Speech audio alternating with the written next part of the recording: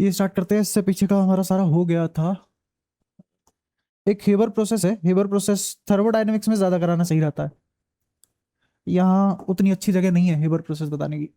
ठीक है, तो हेबर प्रोसेस में थर्मोडायनेमिक्स में ही बताऊंगा, यहाँ से रिलेट होता है, यहाँ से तो हर कुछ रिलेट होता है, तो फिर भी लेकिन तुम्हें सब समझ आएगा, टेंशन मत लो। ठीक है। केमिकल बॉन्डिंग में सबसे पहली चीज, what is chemical bonding, define किया जाए बेचारे को, है ना। तो अभी जो मैं डेफिनेशन लिखने वाला हूँ वो पूरी केमिस्ट्री में कहीं गलत नहीं होगी। हाँ, लेकिन वो डेफिनेशन तुम्हें जितनी आसान लगेगी उतनी ही टफ है। ठीक है, पढ़ के देखना, बहुत मजा आएगा तुम्हें पढ़ते हुए, बहुत ही आसान है। Attractive force that holds the atoms, ions, etcetera within the molecule to form molecule for stability reasons, या सिर्फ फॉर स्टेबिलिटी, बस। ठीक है, बहुत ही आसान है। वो अट्रैक्टिव फोर्स जिसकी वजह से मोलिक्यूल में एटम एक दूसरे के पास रहते हैं, रीजन क्या है, स्टेबिलिटी, इसको बोलते हैं केमिकल बॉन्डिंग। बेसिकली ये अट्रैक्टिव फोर्स केमिकल बॉन्डिंग कब कहलाएगा वो बताया, ये अट्रैक्टिव फोर्स केमिकल बॉन्डिंग कब कहलाएगा वो बताया। ठीक है। तो यही अट्रैक्टिव फोर्स तुम्हारा केमिकल बॉन्डिंग हो जाएगा। ठीक है, अब इसकी शुरुआत करते हैं, जैसे क्योंकि ये एनसीईआरटी में काफी सही से दिया हुआ है, चैप्टर समझ नहीं आता वो अलग बात है, उसकी लैंग्वेज भी बड़ी बढ़िया है और चीजें स्किप भी कर देता है वो मान के चलता है कि तुम हो पढ़े लिखे काफी, तुमने रेफरेंस किताबें पढ़ ली, अब तुम एनसीईआरटी पढ़ रहे हो इस वाले चैप्टर में स्पेशली। तो एनसीईआरटी की तरह शुरुआत करते हैं। ये शुरुआत की थी कोसल लुइस ने। कोसल लुइस आए, उन्होंने कहा देखो सारे के सारे बैठो, बात सुनो। बात यह है कि हमारी पीरियडिक टेबल पढ़ ली थी तब तक सबने, क्योंकि इससे पहले वो चैप्टर है पीरियडिक टेबल वाला, तुमने भी पढ़ ही लिया पीरियडिक टेबल, उसकी प्रॉपर्टीज भी पढ़ ली। तो पीरियडिक टेबल में याद करो, इधर होते हैं कुछ एल्कली मेटल्स, इधर होते हैं कुछ हेलोजन्स, ग्रुप वाइज, है ना। तो हेलोजन होते हैं हाईली इलेक्ट्रोनेगेटिव और एल्कली होते हैं हाईली इलेक्ट्रोपॉजिटिव। ये जो हाईली इलेक्ट्रोपॉजिटिव है और ये जो हाईली इलेक्ट्रोनेगेटिव है, इनके बीच में पक्की बात है अट्रैक्टिव फोर्स आएगा। आ रहा है कुछ कुछ। जब ये अट्रैक्टिव फोर्स आएगा तो ये आसपास आएंगे, जब ये पास पास आएंगे तो ये स्टेबल हो जाएंगे, पास पास आएंगे तो स्टेबल हो जाएंगे। अब कुछ चीजें ऑब्जर्व करी गई, समझना इन्होंने क्या ऑब्जर्व किया। इन्होंने ऑब्जर्व किया कि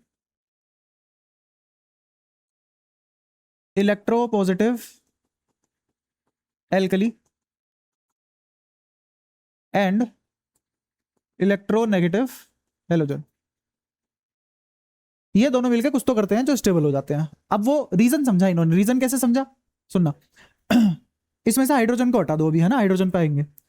इसने कहा जैसे Na है तो इसको लिखो Na प्लस प्लस ई। क्या सही लिखा है, कोई दिक्कत, एक इलेक्ट्रॉन निकाल लेंगे तो Na प्लस बन जाएगा। ठीक है, Cl में अगर ये वाले इलेक्ट्रॉन जोड़ दूं तो ये बन जाएगा Cl माइनस। तो ऐसा करने से NaCl पास पास आएंगे, NaCl पास पास आएंगे। ठीक है, तो इन्होंने कहा कि इसके बीच में जो अट्रैक्टिव फोर्स है वो इलेक्ट्रोस्टैटिक है। कैसा है, इलेक्ट्रोस्टैटिक है। तो इन्होंने इस बॉन्ड को नाम दिया इलेक्ट्रोवेलेंट बॉन्ड। ऐसे कहानी शुरू। इन्होंने स्टेबिलिटी का रीजन दो दिए, पहला एक तो इलेक्ट्रोस्टैटिक फोर्स है, पास में आएंगे, पहला रीजन। दूसरा रीजन उन्होंने कहा कि अगर तुम Na प्लस को ध्यान से देखो तो Na plus Ne electronic configuration ले लेता है। अगर तुम Cl माइनस को देखो तो Cl माइनस Ar की, आर्गन की इलेक्ट्रॉनिक कॉन्फ़िगरेशन ले लेता है। Cl माइनस की जो कॉन्फ़िगरेशन आएगी वही आर्गन की होती है और जो Na प्लस की इलेक्ट्रॉनिक कॉन्फ़िगरेशन आएगी वही। तो ऐसे इन्होंने फिर से कुछ चीजें देखी, जैसे एक और एग्जांपल देख लो। इन्होंने कहा एक काम करते हैं,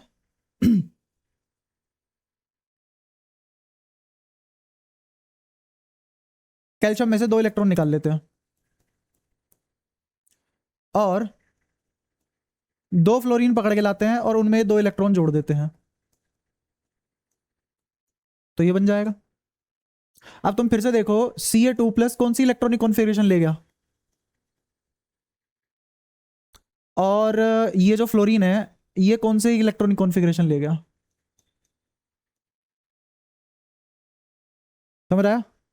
तो ऐसा करने से अपने पास क्या बनेगा, अपने पास बनेगा Ca2+ में इलेक्ट्रोस्टैटिक फोर्स लगना शुरू हो जाएगा और F2- में। ये समझ आया? तो उन्होंने ये दो चीजें समझी और उन्होंने कहा हम एक रूल बनाते हैं, स्टेबिलिटी का रीजन है 8, स्टेबिलिटी का रीजन है 8, तो उन्होंने बनाया 8, 8 मतलब ऑक्टेट।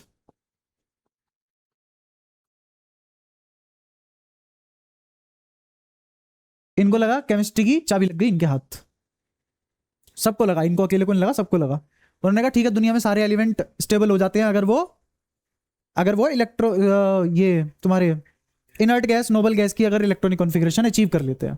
ठीक है, और नोबल गैस क्यों स्टेबल होती है? क्योंकि वो ऑक्टेट रूल फॉलो करती है ना। तो elements tends to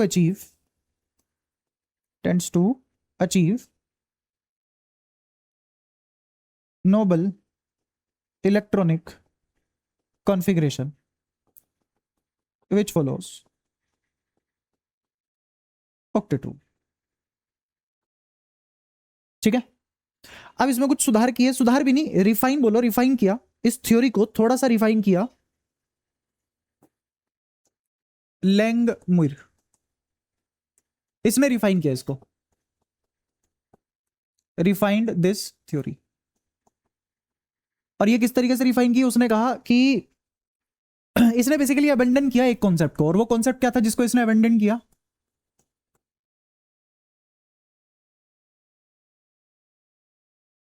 abandon the static cubical arrangement of octet. इसने अबेंडन किया static cubical arrangement of octet. इसका मतलब क्या हो गया? इसका मतलब ये हो गया कि ये लोग मान के चल रहे थे कि 8 इलेक्ट्रॉन क्यूब के कोने पे रख दो तो उससे मेरे सिस्टम की एनर्जी मिनिमम हो जाएगी, पोटेंशियल एनर्जी मिनिमम हो जाएगी, और इलेक्ट्रोस्टैटिक फोर्स अट्रैक्टिव में डोमिनेट करेंगे, अट्रैक्शन में क्योंकि जितने ज्यादा अट्रैक्टिव फोर्सेज होंगे उतनी ही ज्यादा पोटेंशियल एनर्जी नेगेटिव में मिनिमम होगी, इसका मतलब उतनी ही ज्यादा कम हो जाएगी पोटेंशियल एनर्जी, इसका मतलब स्टेबिलिटी बढ़ेगी। तो उसने कहा देखो यहां कुछ भी फिक्स नहीं है, पहली बात तो ये 3D है, और क्यूबिकल हर चीज लैटिस फॉर्म नहीं करेगी, हर चीज लैटिस स्ट्रक्चर में नहीं जाएगी, है ना। तो इसने इस वर्ड को कहा था वो, ये रहा, इस वर्ड को इलेक्ट्रोवैलेंट बॉन्ड को रिप्लेस किया, क्योंकि इलेक्ट्रोवैलेंट बॉन्ड का मतलब था कि चार्जेस को स्टैटिक मान लिया गया, चार्जेस को स्टैटिक मान लिया गया है, बट चार्ज स्टैटिक नहीं है। तो इसने कहा इसको हटाओ और इलेक्ट्रोवैलेंट छोड़ो, तुम आ जाओ शेयरिंग पे। Proposed the theory of sharing of electron. इसने कहा देखो ये ऐसा नहीं है इलेक्ट्रॉन भाग गए एक दूसरे के पास और अब वो स्टैटिक हो गए, उन्होंने एक अरेंजमेंट ले लिया, ऐसा कुछ भी नहीं है। उसने कहा काम सारा शेयरिंग पे चल रहा है, काम सारा शेयरिंग पे चल रहा है, और वो पूर्णतः मतलब कंप्लीटली इलेक्ट्रोस्टैटिक नहीं है, कंप्लीटली इलेक्ट्रोस्टैटिक नहीं है, तो उसको इलेक्ट्रोवैलेंट बॉन्ड भी बोलना गलत है। तो इसने पहली बार एक टर्म कोइन की जिसने इसको नाम दिया कोवेलेंट बॉन्ड। कोवेलेंट सिर्फ केमिस्ट्री में इस्तेमाल नहीं होता है, साइकोलॉजी में भी इस्तेमाल होता है वर्ड, और ये तुम्हारा पॉलिटी में भी इस्तेमाल होता है। ठीक है, कोवेलेंट में मतलब दो चीजें आती है, दो एस्पेक्ट आते हैं, नेगेटिव और पॉजिटिव। एक होता है अट्रैक्टिवनेस, एक होता है असर्सिवनेस, कुछ ऐसे ही होता है, होते हैं इनके अलग अलग मतलब होते हैं। तो इसने कहा कि शेयरिंग चल रही है, शेयरिंग में उनके बिहेवियर कोवेलेंट जैसे होंगे, ना कि इलेक्ट्रोस्टैटिक जैसे। और कोवेलेंट इतना कॉम्प्लेक्स वर्ड है कि इसमें इलेक्ट्रोस्टैटिक भी आ जाता है, इसमें नॉन इलेक्ट्रोस्टैटिक फीचर भी आ जाते हैं। तो इसने कहा काम शेयरिंग पे चल रहा है और हमने इसको नाम दिया कोवेलेंट बॉन्ड। और इसने ल्यूइस डॉट स्ट्रक्चर बनाए, ल्यूइस डॉट स्ट्रक्चर। ये तीनों मिलके जो कर रहे थे ना, इन्होंने डॉट स्ट्रक्चर इसलिए बनाया क्योंकि इस आदमी के ओ के ऊपर देख रहे हो 2 डॉट, इनके नाम ही ऐसे ऐसे लिखे जाते हैं। तो इन्होंने कहा इलेक्ट्रॉन को मानो एक धब्बा, छोटा सा बिंदु, और शेयरिंग में चलवाओ सारा काम। जैसे सबसे पहला एग्जांपल क्लोरीन, 1 2 3 4 5 6 7 हो सकते थे इसके पास, प्लस क्लोरीन 1 2 3 4 5 6 7 हो गए। यह है लुईस डॉट स्ट्रक्चर। अब ये बगल में कैसे बैठेंगे आसपास, ये ऐसे बैठेंगे, ये है Cl, ये है Cl, इसका इसका एक डॉट, इसका एक डॉट, ऐसे अरेंज हो गया। इसका अट्ठा पूरा, सपोर्ट अट्ठे को कर रहा है ये भी, और इसका भी अट्ठा पूरा। दोनों ले गए नोबल कॉन्फ़िगरेशन और हो गए स्टेबल, और बना लिया Cl2, Cl बॉन्ड Cl। ये एक इसका और एक इसका तो चले गए बॉन्ड में। इसका मतलब 1 इलेक्ट्रॉन पर atom between 2 atom gives 1 covalent bond. समझ आया? अगर 2 इलेक्ट्रॉन पर एटम बिटवीन 2 एटम हो जाए तो 2 कोवेलेंट बॉन्ड। ऐसे चलेगी कहानी। समझ आया? तो ये तुम्हारा, इसमें डॉट स्ट्रक्चर में डॉट तो बनाने भूल नहीं सकते ना, तो लोन पेयर तो आज भी बनाने ही पड़ेंगे। तो ऐसे बना अपना Cl2, इसको हमने बोलना चालू करा Cl2। समझ आया? इसने कहा और देखो जादू दिखाता हूं तुम्हें। इसने कहा देखो तुमने H2O तो पता ही होगा, CO2 भी तुम्हें पता होगा। तो जैसे मान लो CO2 बनाना है तो, या फिर CO बनाना है मान लो, तो ये कार्बन, ये ऑक्सीजन, 1 2 3 4 5 6 प्लस 1 2 3 4। ठीक है, ये दोनों जब मिलेंगे तो इनकी अरेंजमेंट ऐसी हो जाएगी, 1 2 1 2 3 4 1 2, इसको इधर रखो, इसको यहां रखो, और एक इसको यहां रख दो, बस। देखो अब ध्यान से, एक गोला यहां लगा, एक गोला यहां लगा, तो इसके कितने हो गए? 6 और 1, इसके कितने हो गए? 8 पूरे, इसके साथ इसके 8। तो इस तरीके से शेयरिंग चली। लेस स्टेबल है क्योंकि ये 7 इलेक्ट्रॉन दे रहा है और ये 8 इलेक्ट्रॉन दे रहा है। ठीक है, वहीं पे मैं तुम्हारे लिए 8 वाला ही बना देता हूं। अगर मैं CO2 की बात करूं तो CO2 में बना लोगे तुम, ये जो मैं कह रहा हूं उसमें 8 हो जाएंगे पूरे। देखो ध्यान से, ये आसपास कैसे आ जाएंगे? आसपास ऐसे आ जाएंगे।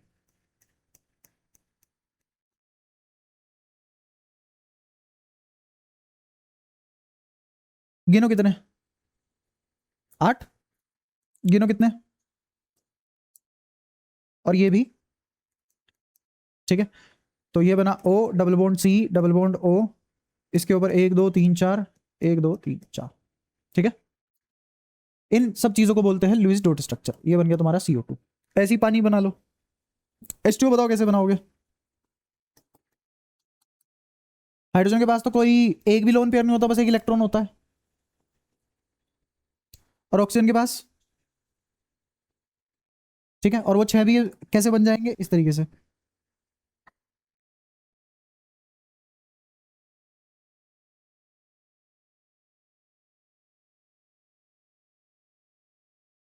गिनो ऑक्सीजन के कितने, हाइड्रोजन के 2, तो ऐसा बन गया H2। ठीक है, अच्छा हाइड्रोजन में सितारा है। Hydrogen tends to achieve helium configuration which is not octet, which is duplet. और हीलियम से ज्यादा स्टेबल कोई नहीं होता, इतना तो हम पढ़ ही चुके हैं, है ना? तो हीलियम डुप्लेट फॉर्म करता है, ये ऑक्टेट रूल फॉलो नहीं करता, सिर्फ एक ही आदमी हीलियम।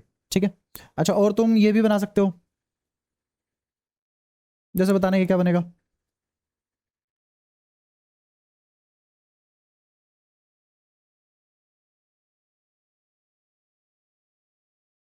दिख गया? हाइड्रोजन के डुप्लेट पूरे, और इस कार्बन का अट्ठा पूरा, और इस वाले कार्बन का भी अट्ठा पूरा। तो ये क्या बना तुम्हारा? C double bond C H H, कोई लोन पेयर नहीं बचा, सब बिजी हो गए। तो इसको बोल दिएगा C2H4। ऐसे कर करके खूब कहानी चल जाएगी। ऐसे एक N2 बना लो। N2 बताओ कैसे बनाओगे? N 1 2 3 4 5 6 7, 7 इलेक्ट्रॉन होते हैं इसके पास दूसरे वाले के। बट मुझे कौन से बनाने हैं? वैलेंस बनाने हैं, ऐसे वाले थोड़ी ना बनाऊंगा। ये दो हटाओ, ये दो हटाओ। अब इसमें देखो, ये 6 बना अट्ठा, फिर ये 6 और ये 2 के साथ बना अट्ठा।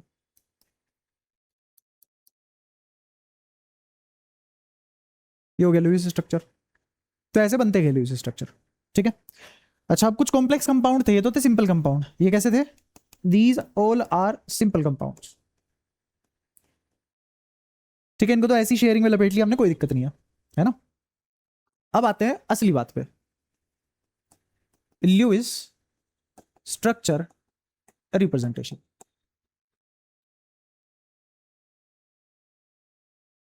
यहां से तुम्हारी कहानी शुरू होती है। लुईस स्ट्रक्चर रिप्रेजेंटेशन ये अलग है।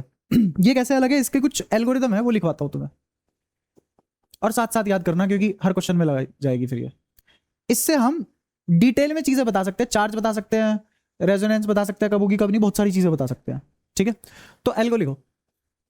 सबसे पहला step, find the number of all valence electron in all atoms of molecule, या तुम यहां 2 बार ऑल लगा रहे हो तो अच्छा लगेगा, यहां टोटल लिख दो। Find the number of total number of valence electron in all atoms of molecule plus negative NQ minus positive NQ। ये तब अगर हो तो, if any। ठीक है, जैसे मान लो किसी मॉलिक्यूल के ऊपर नेगेटिव लिखा हुआ है तो उसमें जितने नेगेटिव है उतने जोड़ दोगे इसमें, किसी के ऊपर प्लस लिखा हुआ है तो जितने प्लस लिखे हुए हैं उतने इसमें से घटा दोगे। ठीक है, ये भी तब जगह हो, हर कंपाउंड पे नहीं होते ना प्लस माइनस चार्ज, तो जिस पे है उसमें ये फॉलो करना है, जिसमें नहीं है सिर्फ यहां तक लगा देना। दूसरा step, find 8 into all atoms plus 2 into H atoms. ये तब अगर हो तो, जरूरी थोड़ी ना हर मॉलिक्यूल में हाइड्रोजन हो। हाइड्रोजन को छोड़ के, हाइड्रोजन अलग से क्यों लिखा गया, क्योंकि हाइड्रोजन डुप्लेट है और बाकी सबको 8 से मल्टीप्लाई किया गया, बाकी सब 8 पे जा रहे हैं। देखो कोई भी ऐसा बना जिसमें 8 पूरा ना हो, सब में 8 पूरे हो रहे हैं, तो 8 पूरा करना है। क्यों, क्योंकि ऑक्टेट इज दी रूल।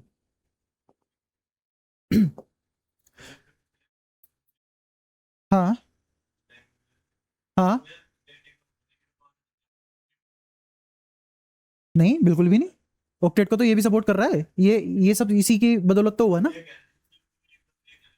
हाँ, वो बक्से की तरह स्टैटिक नहीं है चार्जेस, वो शेयरिंग में है। अब तुम ये नहीं बता सकते कि कौन से वाला शेयरिंग में है, जैसे मान लो ये थे तो जरूरी है यही वाले शेयरिंग में, ये तो बनाने का तरीका हो गया ना, ऐसा भी तो हो सकता था ये यहां आ जाए और ये यहां जाए, ये अब ये वाला और ये वाला शेयरिंग में आ जाए, वो नहीं बता सकते, ये स्टैटिक नहीं है क्योंकि यहाँ शेयरिंग चल रही है। ठीक है, तो वही इसने कहा कि स्टैटिक हटाओ और शेयरिंग लगाओ। ठीक है, ठीक है, ये 2 स्टेप क्लियर हुए, इसमें कोई दिक्कत। ठीक है, तीसरा स्टेप है, दूसरे वाले स्टेप में से पहले वाला स्टेप माइनस कर दो, इससे जो भी आंसर आएगा उसमें से पहले वाले का आंसर घटा दो, दूसरे वाले के आंसर में से पहले वाले का आंसर घटा दो। ठीक है, तो ऐसा करने से तुम्हारे पास जो भी आएगा वो आएगा number of shared electron, number of shared electrons. ठीक है, चौथा स्टेप, अगर तुम इस नंबर ऑफ शेयर्ड इलेक्ट्रॉन का आधा कर दोगे तो आ जाएंगे नंबर ऑफ कोवेलेंट बॉन्ड।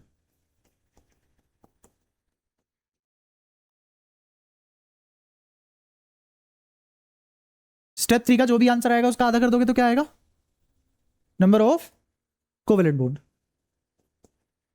फिर 5वां, अब निकालेंगे number of unshared electron, number of unshared electrons.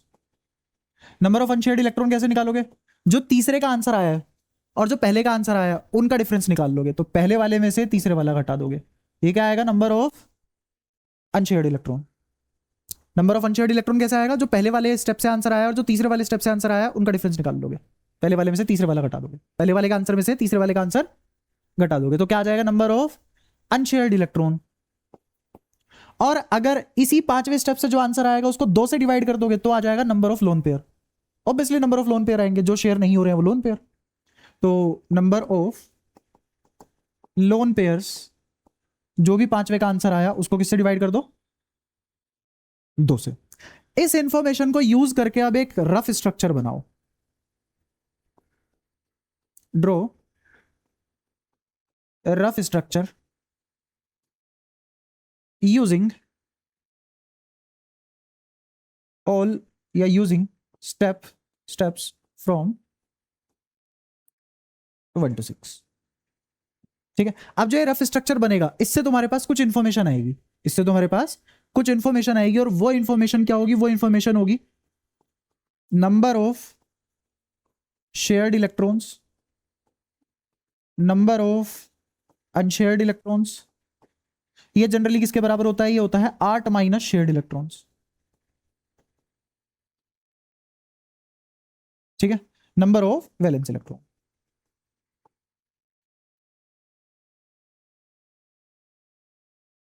ये तीन चीजें मिलेंगी तुम्हें किसके लिए? पर एटम, पर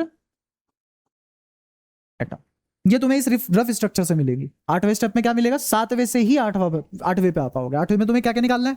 8वें में तुम्हें निकालना है नंबर ऑफ वैलेंस इलेक्ट्रॉन, सबसे पहले ये निकालोगे, फिर दूसरे नंबर पे निकालोगे नंबर ऑफ शेयर्ड इलेक्ट्रॉन, फिर तीसरे नंबर पे निकालोगे number of unshared electron. Number of unshared electron कैसे आएंगे? 8 में से शेयर्ड वाले माइनस कर दो, अनशेयर्ड आ जाएंगे। ये सभी के सभी मॉलिक्यूल के नहीं है, ये सभी के सभी किसके हैं? पर एटम। इससे ऊपर वाले सारे स्टेप किसके लिए हैं? मॉलिक्यूल के लिए। तो ये सारे के सारे मॉलिक्यूल और ये पर atom.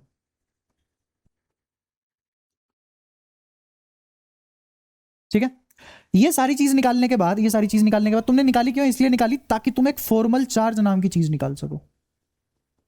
Formal charge, formal charge को मैं डिनोट करूंगा क्यू से। ऑब्वियसली चार्ज क्यू से डिनोट करेंगे। तो फॉर्मल चार्ज कैसे निकालोगे? फॉर्मल चार्ज निकालने का फॉर्मूला है पर एटम। जो भी एटम, जिस भी एटम का निकाल रहे हो, मान लो तुम एक्स एटम का निकाल रहे हो, तो formal charge of x atom, ऐसे कितने भी एटम हो सकते हैं एक्स वाई जेड, मान लो 3 एटम से मिलकर एक मॉलिक्यूल बना है, तो पहले तुम एक्स एटम का फॉर्मल चार्ज निकालोगे, फिर वाई एटम का फॉर्मल चार्ज निकालोगे, फिर जेड एटम का फॉर्मल चार्ज निकालोगे।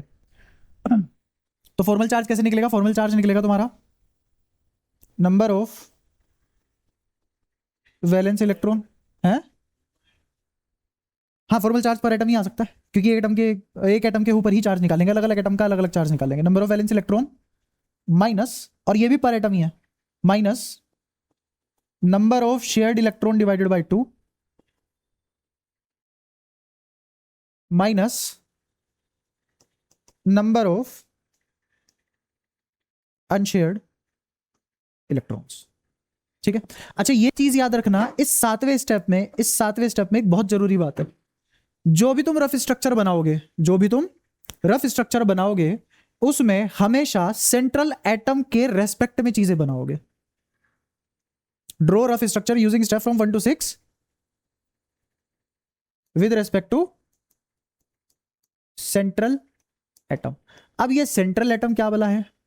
ये सेंट्रल एटम होता है वो एटम जिसपे जो लीस्ट इलेक्ट्रोनेगेटिव हो, पूरे मॉलिक्यूल में वो एटम जो लीस्ट इलेक्ट्रोनेगेटिव हो, एक्सेप्ट हाइड्रोजन। क्यों? क्योंकि हाइड्रोजन डुप्लेट में जाता है, वो ऑक्टेट में नहीं जाता। तो least electronegative atom is your central atom in molecule. किसको छोड़ के? Except hydrogen. क्यों? क्योंकि हाइड्रोजन किस में जाता है? डुप्लेट में। ये थोड़ी ना अट्ठा बना के देगा तुम्हें। ठीक है, अच्छा 8वें स्टेप तक आ गए। अब एक आखिरी स्टेप, 9th स्टेप। आखिरी स्टेप में अब तुम दोबारा स्ट्रक्चर ड्रॉ करोगे विद चार्जेस, अगर उसके कोई रेजोनेटिंग स्ट्रक्चर है वो भी बनाओगे, और बॉन्ड ऑर्डर भी बताओगे। ठीक है, तो draw final structure with all charges,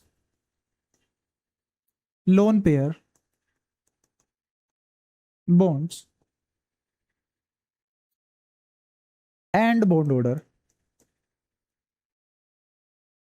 also RH। RH मतलब रेजोनेंस हाइब्रिड, याद रहेगा? लिख दूं रेजोनेंस हाइब्रिड इफ एनी। अगर कोई रेजोनेंस हाइब्रिड आ रहा है तो वो बनाओगे। ठीक है, अब मैं तुम्हें बॉन्ड ऑर्डर निकालना बता देता हूं। बॉन्ड ऑर्डर का एक फॉर्मूला होता है, बॉन्ड ऑर्डर का एक फॉर्मूला होता है। पहला formula, number of covalent bond, number of covalent bond between any two atom, between any two atoms in a molecule। ठीक है, और जितने ऐसे बॉन्ड हैं उनको ऐड कर दो, फाइनल बॉन्ड ऑर्डर आ जाएगा। ये किसका बॉन्ड ऑर्डर है? Bond order of atom. अगर मॉलिक्यूल का निकालना हो तो अलग अलग एटम के बीच का बॉन्ड ऑर्डर निकाल के उसको ऐड कर देंगे, तो वो क्या आ जाएगा? Bond order of molecule. ये बाद में लिखवा दूंगा, एक बार दूसरा पॉइंट और लिखो। अगर मेरा RH जैसी या RS जैसी कोई चीज आ रही है, in case of RS RH जैसी चीजें अगर आ रही है इन केस, उसमें बॉन्ड ऑर्डर क्या हो जाएगा? उसमें बॉन्ड ऑर्डर हो जाएगा टोटल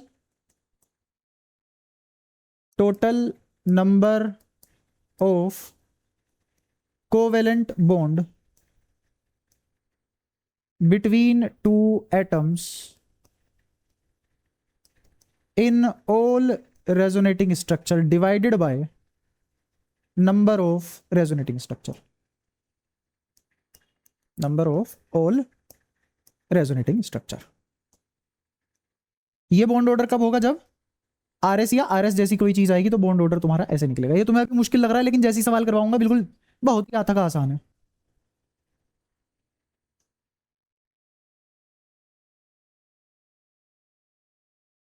ठीक है, ये भी किसका है? Between atom. और अगर तुम्हें मॉलिक्यूल का निकालना है, बॉन्ड ऑर्डर ऑफ मॉलिक्यूल, तो बॉन्ड ऑर्डर ऑफ मॉलिक्यूल निकालने के लिए तुम summation of bond order of atom कर लोगे, बॉन्ड ऑर्डर ऑफ मॉलिक्यूल आ जाएगा। ठीक है, इस को दिमाग में छापो। हाँ लिख लो, चाहे छपते ही बता देना मुझे। या तो लिख लो, याद कर लो।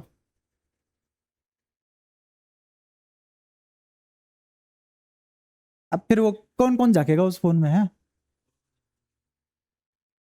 मतलब दिमाग पे लोड ना पड़ जाए है।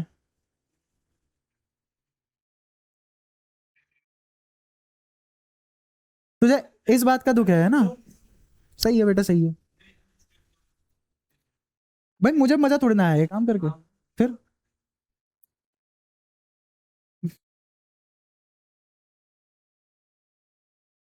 हो गया था।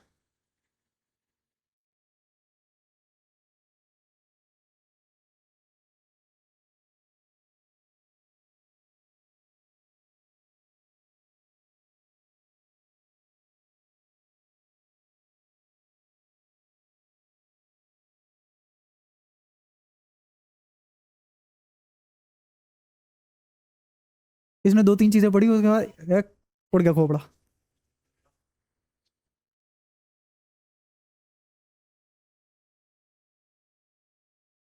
अरे लाओ, इससे जल्दी तो मैं याद करवा दूं तुम्हें। सुनो, हटाओ उसे, याद करो, याद करो। सारे वैलेंस इलेक्ट्रॉन निकाल लो मॉलिक्यूल में, खत्म बात। हिंदी में, हाँ हिंदी में आओ। एनायन है तो जोड़ लो, कटायन है तो घटा दो। ठीक है, दोबारा से पहला स्टेप क्या है? सारे वैलेंस इलेक्ट्रॉन जोड़ दो, किसके? मॉलिक्यूल के। और अगर कोई कटायन है तो जोड़ लो, एनायन है तो जोड़ लो, कटायन है तो घटा दो। हो गया पहला स्टेप। दूसरे स्टेप पे आओ, सारे एटम गिन लो कितने हैं मॉलिक्यूल में। 2 एटम है, 3 एटम है, जितने भी एटम है सारे एटम गिन लिए, उनको 8 से मल्टीप्लाई कर दो, खत्म करो। अगर हाइड्रोजन आ गया तो उसको 2 से मल्टीप्लाई करके जोड़ दो, क्योंकि हाइड्रोजन को 8 से मल्टीप्लाई तुम भी जानते हो, खुद नहीं कर पाओगे। अगर कर पा रहे हो तो भाई साहब फिर तो तुम अलग दुनिया के हो, स्पेसिमेन हो, फिर तुम ह्यूमन बीइंग नहीं हो। ठीक है। दूसरा स्टेप याद, इन दोनों जो तुमने 2 स्टेप परफॉर्म किए, इन दोनों का डिफरेंस क्या आएगा? इन दोनों का डिफरेंस ही मुझे बताएगा शेयर्ड इलेक्ट्रॉन कितने हैं। इन दोनों का डिफरेंस क्या बताएगा? शेयर्ड इलेक्ट्रॉन कितने हैं। और उसका आधा कर दोगे तो वही तो बॉन्ड बनेगा ना, कोवेलेंट बॉन्ड वही बनेगा। अभी तो बताया कि एक एटम अपना एक इलेक्ट्रॉन, दूसरा एटम अपना एक इलेक्ट्रॉन अगर शेयर कर ले कोवेलेंट बन जाता है। तो एक बॉन्ड में 2 इलेक्ट्रॉन जा रहे हैं, तो वही तो शेयर हुए ना जो 2 जा रहे थे। अब मुझे शेयर से बॉन्ड निकालना, तो आधा कर दो नंबर ऑफ इलेक्ट्रॉन का। तो ये number of electron shared electron थे, इनका आधा कर दिया, क्या आया? Number of covalent bond. क्या आया? Number of covalent bond. ये बात समझ आती है? अच्छा, अब अगर तुम टोटल इलेक्ट्रॉन में से शेयर्ड इलेक्ट्रॉन घटा दोगे, टोटल इलेक्ट्रॉन कहां निकाले हैं तुमने? स्टेप 1 में। शेयर्ड इलेक्ट्रॉन कहां निकाले हैं तुमने? स्टेप 3 में। स्टेप 3 में दूसरे वाले में वैलेंस निकाले हैं। शेयर्ड कौन से में निकाले? स्टेप 3 में।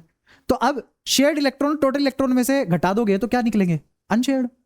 और अनशेयर्ड का आधा कर दोगे तो क्या आ जाएंगे? लोन पेयर, क्योंकि एक लोन पेयर में 2 इलेक्ट्रॉन होते हैं, इसलिए आधा करना पड़ रहा है। ये स्टेप याद हो गए? कोई परेशानी? तो यहां तक तुम आ चुके हो। लोन पेयर 6 स्टेप खत्म, लोन पेयर तक 6 स्टेप खत्म। अब 7वें स्टेप में तुम स्ट्रक्चर बना लोगे। जो भी बातें यूज इस्तेमाल हुई है वो भी मैं सिखाऊंगा कैसे बनाते हैं। स्ट्रक्चर बना लिया 7वें में। उस स्ट्रक्चर से तुम पर एटम 3 चीजें निकालोगे। वैलेंस इलेक्ट्रॉन, वो तुम्हें ऑलरेडी आता है। जैसे मैं पूछ लूं फ्लोरीन के कितने वैलेंस इलेक्ट्रॉन होते हैं? 7। नाइट्रोजन के कितने होते हैं? 5 होंगे ना। बोरोन के 3। ठीक है, तो ये तो पता ही है ना तुम्हें। तो नंबर ऑफ वैलेंस इलेक्ट्रॉन आ गए एटम के, पर एटम। फिर तुम निकालोगे number of shared electron. Number of shared electron कहां से आएंगे? जितने कोवेलेंट बॉन्ड फॉर्म हुए हैं उतने ही शेयर्ड इलेक्ट्रॉन है। बात समझ आती है? मान लो एक कोवेलेंट बॉन्ड फॉर्म हुआ तो कितनी शेयरिंग से फॉर्म हुआ है? दो की शेयरिंग से। दो की शेयरिंग से। वो उस एटम का भी तो गिना जाएगा, शेयरिंग का यही तो फायदा है। मैंने और तूने कोई जमीन बांट ली, ना तो तेरी पूरी ना मेरी पूरी, दोनों की पूरी। आई बात समझ? तो शेयरिंग में दो इलेक्ट्रॉन गिने जाएंगे ना। बात समझ आई? तो तुमने नंबर ऑफ शेयर्ड इलेक्ट्रॉन निकाल लिया, क्योंकि नंबर ऑफ कोवेलेंट बॉन्ड पता है तुम्हें, नंबर ऑफ उसका दुगना कर दो, समझ में आता है, और उसका आधा कर दो, क्योंकि फॉर्मूले में आधा है। बात समझ में आई? और उसमें से एक और चीज घटा दो, अनशेयर्ड इलेक्ट्रॉन भी घटा दो। क्या घटा दो? तो ये आएगा फॉर्मल चार्ज। ये क्या आएगा? Formal charge. फॉर्मल चार्ज निकालने के बाद फाइनल स्टेप में तुम्हें पता लग जाएगा कि रेजोनेटिंग स्ट्रक्चर बनेंगे कि नहीं बनेंगे, और कोई एक फिक्स स्ट्रक्चर बनेगा तो किस एटम पे कितना चार्ज होगा, न्यूट्रल होगा, सारी बातें पता होंगी। अब दोबारा से स्ट्रक्चर बना लो। हो गया खत्म? हो गया याद? पक्का? आओ सवाल करें।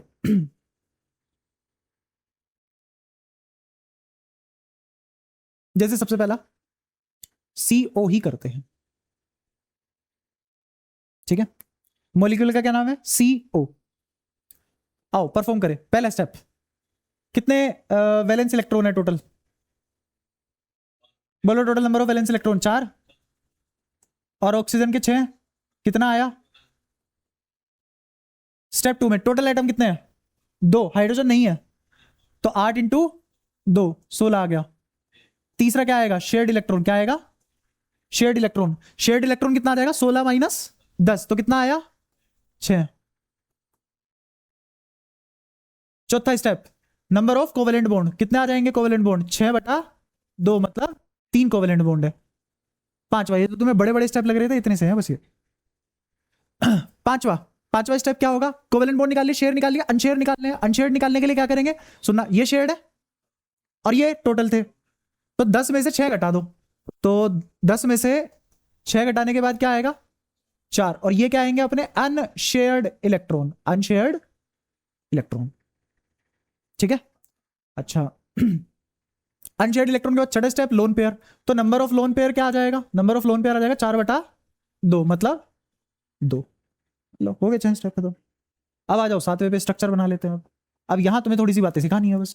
जैसे मैंने कार्बन बनाया, ऑक्सीजन बनाया। कार्बन में कितने होते हैं? 1 2 3 4 बना लिए। ऑक्सीजन में 1 2 3 4 5 6 बना लिए। इतना तो कर सकते हो गया। अब मुझे बताओ नंबर ऑफ कोवेलेंट बॉन्ड कितने हैं? 3 है, तो 3 बॉन्ड बनाने पड़ेंगे। 3 बॉन्ड कैसे बनेंगे? ऐसे बनेंगे। मैंने सुंदर नहीं बनाया भाई, किताबों में कैसे बनाएगा वो? किताबों में ऐसे बनाएगा, एक स्टेप बढ़ा देगा। ये ऐसे लिखे जाएंगे।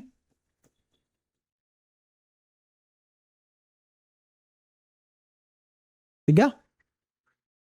6 ऑक्सीजन के और इसके कार्बन के 4 है, तो क्या बन गए? 3। तो अब तुम्हारा लुईस स्ट्रक्चर क्या बना? यहां तक पहुंच गए तुम, पर ये अभी कंप्लीट नहीं है। क्यों? क्योंकि फॉर्मल चार्ज रहता है अभी। क्या रहता है? Formal charge. तो फॉर्मल चार्ज अब हम निकालेंगे पहले कार्बन पे। 8वां step, formal charge on carbon. Carbon atom में फॉर्मल चार्ज निकालने के लिए कार्बन के कितने एटम शेयरिंग में गए हुए हैं? 6 एटम कह रहा हूं, सॉरी, इलेक्ट्रॉन। कार्बन के कितने इलेक्ट्रॉन शेयरिंग में गए हुए हैं? 6।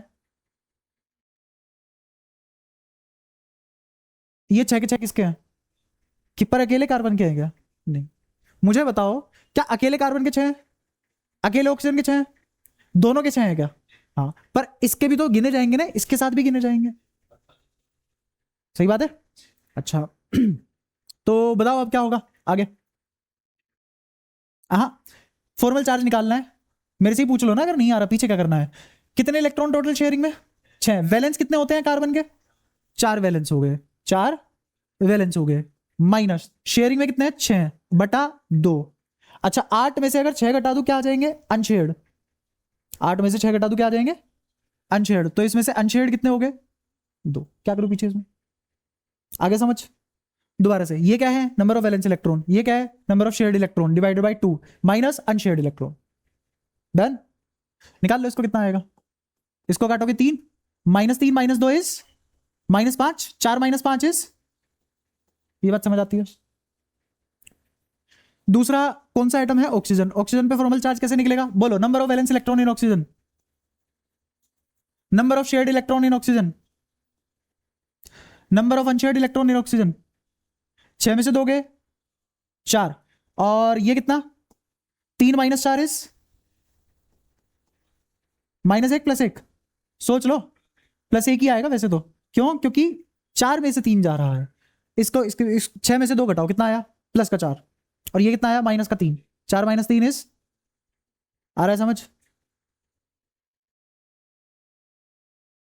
8 में से घटा के, 8 में से शेड घटा के, 8 में से शेड घटा के, अनशेड कैसे आते हैं, हाँ, और शेड कितने हैं 6, तो 8 में से 6 गए 2, 2 पीछे लिख दिया, ये अनशेड हो गया, ठीक है। तो दोनों पे चार्ज आ गया, अब दोबारा से बनाओ, फाइनल स्टेप, लुईस स्ट्रक्चर तो बना बनाया ही अपना,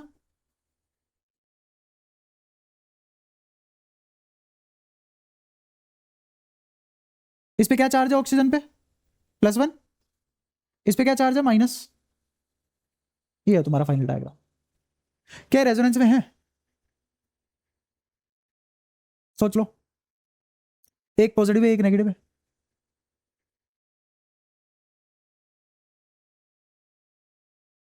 क्योंकि बन नहीं सकता, क्योंकि जगह खाली नहीं है, फुली फिल्ड पी है, समझ आ गया। अगर यहीं पे एक ऑक्सीजन की जगह सल्फर होता तो हो जाता, वैकेंट डी मिल जाता, याद है ना रेजोनेंस का सारा हिस्सा, ठीक है।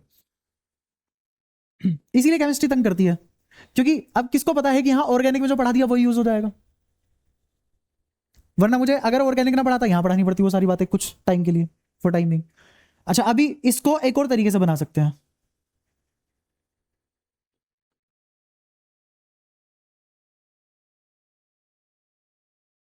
ये प्लस ये माइनस, इसके ऊपर प्लस तब आया होगा जब इसने इलेक्ट्रॉन दिए होंगे, इसके ऊपर माइनस तब आया होगा जब इसने इलेक्ट्रॉन लिया होगा,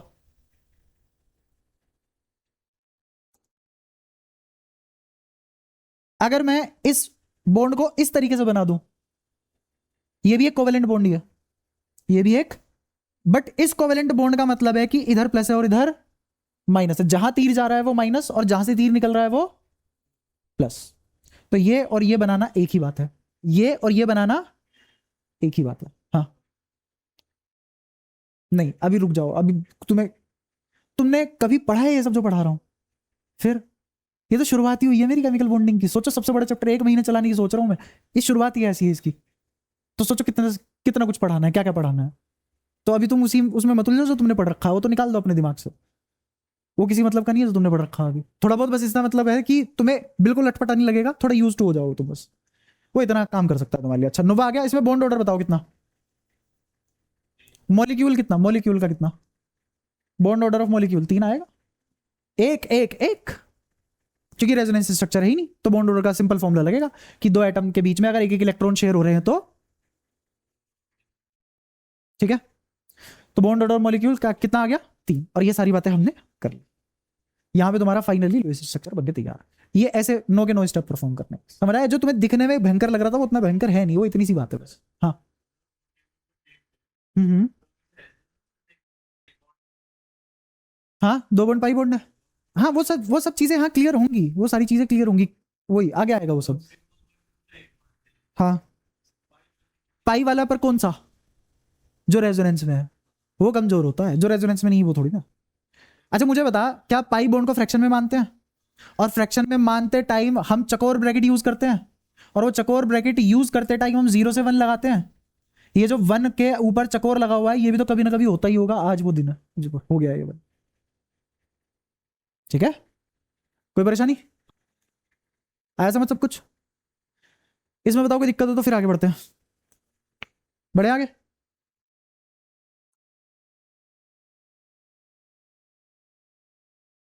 ये दूसरा मॉलिक्यूल, इसका भी लुईस स्ट्रक्चर फॉर्म करना है, एल्गो पहले स्टेप, टोटल वैलेंस इलेक्ट्रॉन अगर हाइड्रोजन है कोई नेगेटिव चार्ज है उसको जोड़ घटा लेंगे, तो नाइट्रोजन के 5, ऑक्सीजन के 6, समझ आया, और इसमें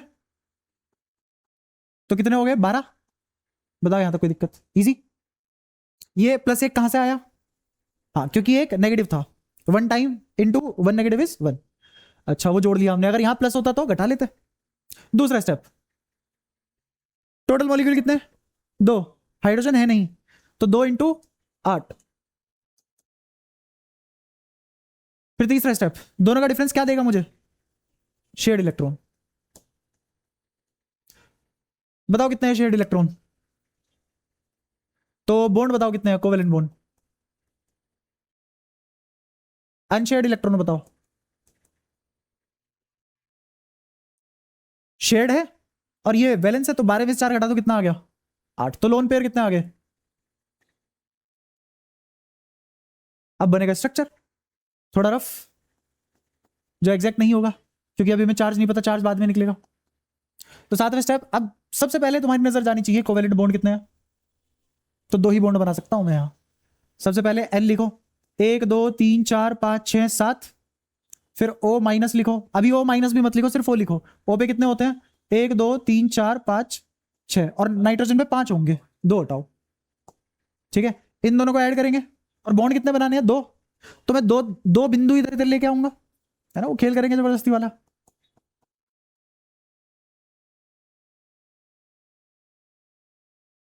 तो क्या ये बन गए 2 बॉन्ड? देखा?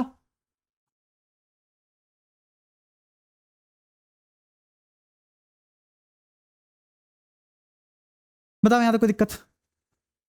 ये लोन पेयर कैसे भी बना लो, उसमें क्या है, कौन देख रहा था? ऑब्जेक्टिव पेपर है ना। तो एक लोन पेयर, एक इलेक्ट्रॉन, और यहां पे 4 लोन पेयर, नहीं 4 इलेक्ट्रॉन 2 लोन पेयर। ठीक है, अच्छा। तो इससे मुझे एक रफ आइडिया मिल गया कि कितने शेयरिंग में होंगे, कितने अनशेयर्ड होंगे, वो सब पता लग जाएगा मुझे।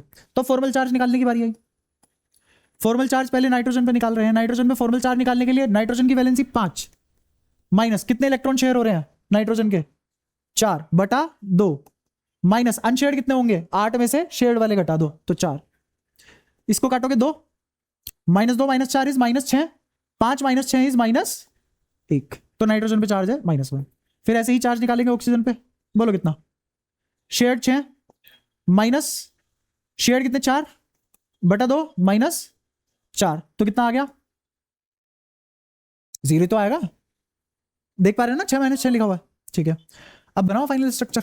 तो फाइनल स्ट्रक्चर क्या बनेगा? नाइट्रोजन पे एक तो माइनस बनाएगा, ये रहा नाइट्रोजन पे एक माइनस, दिखा?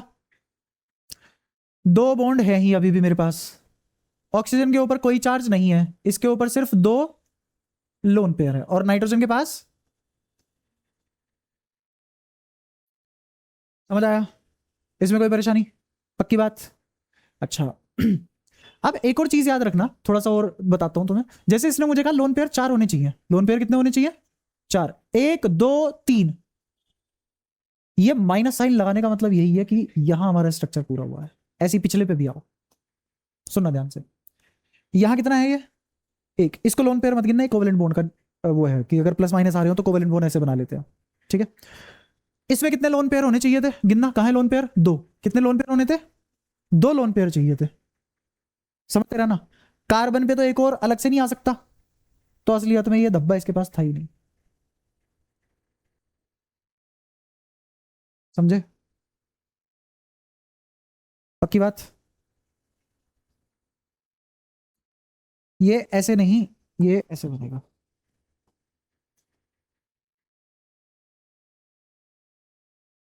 वहां देख लोन पेयर कितने हैं? 1 2। अच्छा, कार्बन के ऊपर ऐसे आ सकता है लोन पेयर, यहां बताओ? क्या कार्बन कार्बन के ऊपर यहां ऐसे लोन पेयर आ सकता है? उसके ऊपर नेगेटिव चार्ज भी है, उसके ऊपर लोन पेयर भी है, तो 3 जगह बॉन्ड भी बना गया, कैसे पॉसिबल होगा? ऑक्सीजन के पास पॉजिटिव है, इसके पास इसने दे रखे हैं इलेक्ट्रॉन, जगह ज्यादा है, तो दोनों के दोनों लोन पेयर इसके पास आएंगे। इतना तो समझ सकते हो ना, तो बेसिक अंडरस्टैंडिंग है ना, समझ आया? तो अब समझ में आ रहा है ये इंफॉर्मेशन किस काम की होती है, क्योंकि यहां फाइनली अप्लाई करनी होती है। समझ आया? इसके अलावा अगर तुम कुछ भी बना रहे हो गलत है, इसके अलावा अगर तुम कुछ भी बना रहे हो गलत है। 4 लोन पेयर थे, तो 4 लोन पेयर में भी अब नाइट्रोजन पे होगा कि ऑक्सीजन पे होगा, ये भी देखो। असलियत में नाइट्रोजन पे सिर्फ एक ही लोन पेयर आ सकता है, क्योंकि एक नेगेटिव है, 2 बॉन्ड में चला गया, 2 इसके पास वैसे ही पड़े हुए हैं एक लोन पेयर के हिसाब से, ये ऑक्सीजन के पास ही आएंगे। समझ आया? क्योंकि 4 लोन पेयर तो बनानी ही बनाने ना भाई साहब, 4 लोन पेयर तो बनाओगे ही। अब वो 4 लोन पेयर में से 2 नाइट्रोजन के तो तुम कभी भी नहीं बना पाओगे। अगर नाइट्रोजन के ऊपर नेगेटिव भी है, डबल बॉन्ड भी है, कैसे बना दोगे उस पर 2 लोन पेयर? ऑलरेडी एक है। इसका मतलब ऑक्सीजन ने ही कुछ ऐसी कारिस्तानी करी है कि नाइट्रोजन के ऊपर नेगेटिव चार्ज है, इसके पास एक्स्ट्रा इलेक्ट्रॉन भेजा हुआ है इसने, और पोलैरिटी भी इसी के ऊपर है। बोल। हाँ,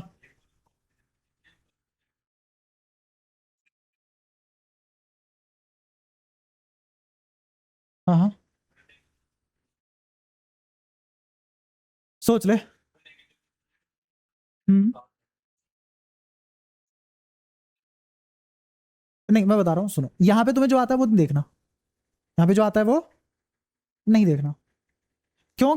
क्योंकि इसमें कहीं ना कहीं पोलैरिटी इस तरीके से, ये नाइट्रोजन पे नेगेटिव आ क्यों रहा है ये बताओ। तो ये भी तो यहीं से ही निकाला है ना। तुमने इसका तो रीजन नहीं पूछा, सर इसके पास 2 इलेक्ट्रॉन भी है, इसके 2 बॉन्ड भी पूरे, नेगेटिव भी आ रहा है इस पे। अब मैं तुम्हें असली बात बताता हूँ, और थोड़ा सुनो। क्योंकि मैंने थ्योरी अधूरी लिखवाई, पूरी लिखवाई है। क्योंकि अभी तुम जहां जितना तुम्हें आता उसमें तुम्हें रोक के खड़ा कर दिया, तुम यहां तक पहुंचना नहीं जा रहे। अभी इस पे बॉन्ड ऑर्डर पे भी तो आओ ना। आओ। अब निकालेंगे बॉन्ड ऑर्डर के रेजोनेंस में, हाँ होंगे, हो सकते हैं रेजोनेंस में। श्योर हो? पक्का? तो अगर रेजोनेंस में नहीं है तो बॉन्ड ऑर्डर को क्या होना पड़ेगा? फ्रैक्शन नहीं होगा, दो ही होगा, क्योंकि कोई रेजोनेटिंग स्ट्रक्चर हम बना नहीं पा रहे। ठीक है, यहां तक बताओ कोई दिक्कत? अभी ये जो तुम्हें दिक्कत चल रही है ना, लोन पेयर कहां से आ रहे हैं, कितने आ रहे हैं, क्यों आ रहे हैं, वो तब तक आ रहे हैं जब मैं बना रहा हूं एग्जैक्टली। ठीक है। अच्छा, और एक बार ये भी चेक कर लो कि तुमने सही भी निकाले। अनशेयर्ड 8 है तुम्हारे, लोन पेयर कितने होंगे? 4 ही होंगे, 4 ही होंगे तो 4 ही होंगे, कुछ हो ही नहीं सकता इसमें। ठीक है, आगे बढ़ो।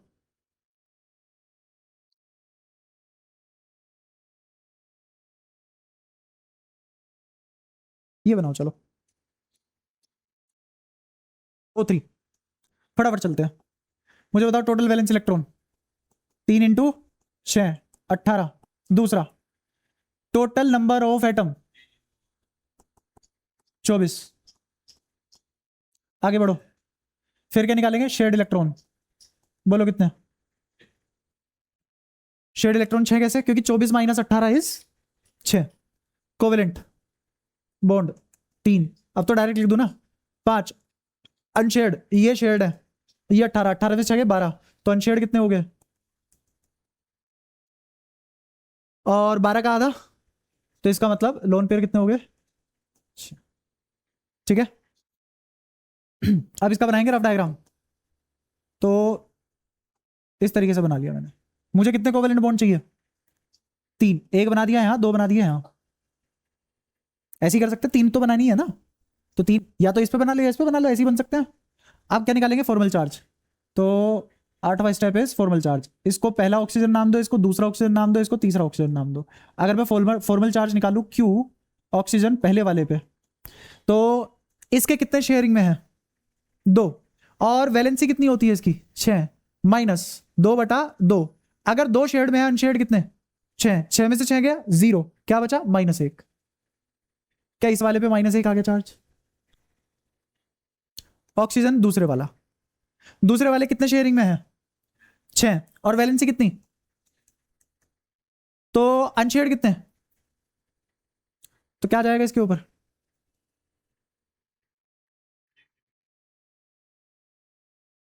1 2 3 4 5 6, 6 शेयरिंग के, 6 वैलेंसी होती है ऑक्सीजन की। अनशेयर्ड कितने? 8 में से 6 घटाओ, 8 में से 6 घटाओ, आ गया अनशेयर्ड। 13 अनशेयर्ड। अनशेयर्ड कितना आ गया? समझ आया? क्योंकि 6 में से ही कितना जाएगा? 3 -3 -2 -5, 6 -5 1। थर्ड वाले ऑक्सीजन पे निकालो।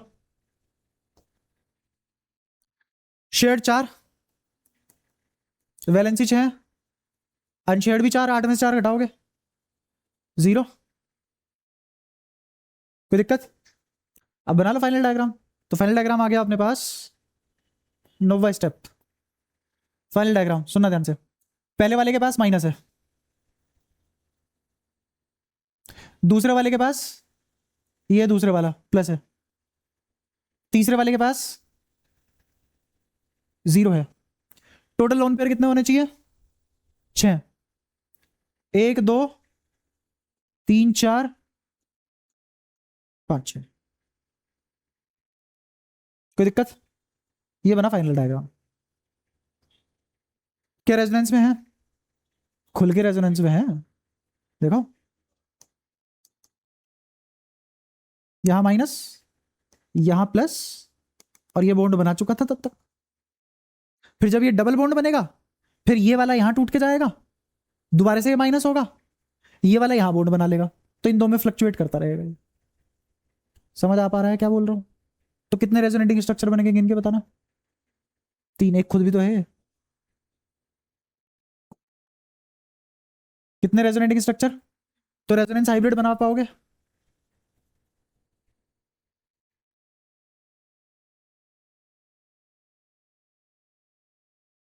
क्या बन गया रेजोनेंस हाइब्रिड? पक्की बात? टोटल पोलैरिटी ऑफ मॉलिक्यूल क्या है? 0।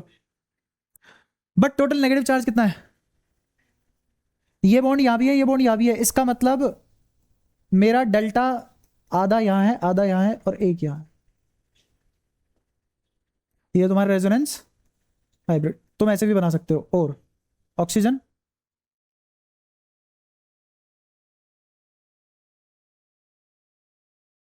माइनस कहाँ है? इधर है ना माइनस, हाँ ठीक है, बस हो जाएगा इतना। अच्छा, और इसमें तुम लोन पेयर चाहो, लोन पेयर बना सकते हो, क्योंकि टोटल 6 लोन पेयर होने चाहिए। क्या तुम्हें समझ आ रहा है कौन सी इन्फॉर्मेशन कहाँ किस तरीके से इस्तेमाल हो रही है? अब बॉन्ड ऑर्डर भी निकाल ही लो। बॉन्ड ऑर्डर कैसे निकालते हैं? कोई भी 2 आइटम पकड़ लो, जैसे मान लो ये 2 आइटम ले लिया मैंने, इन 2 आइटम के बीच में एक तो यहां डबल बॉन्ड है, कितने रेजोनेटिंग स्ट्रक्चर है? 3। यहां एक बार 2 बॉन्ड है, एक बार एक बॉन्ड है, एक बार एक बॉन्ड है, तो टोटल कितने बॉन्ड हो गए?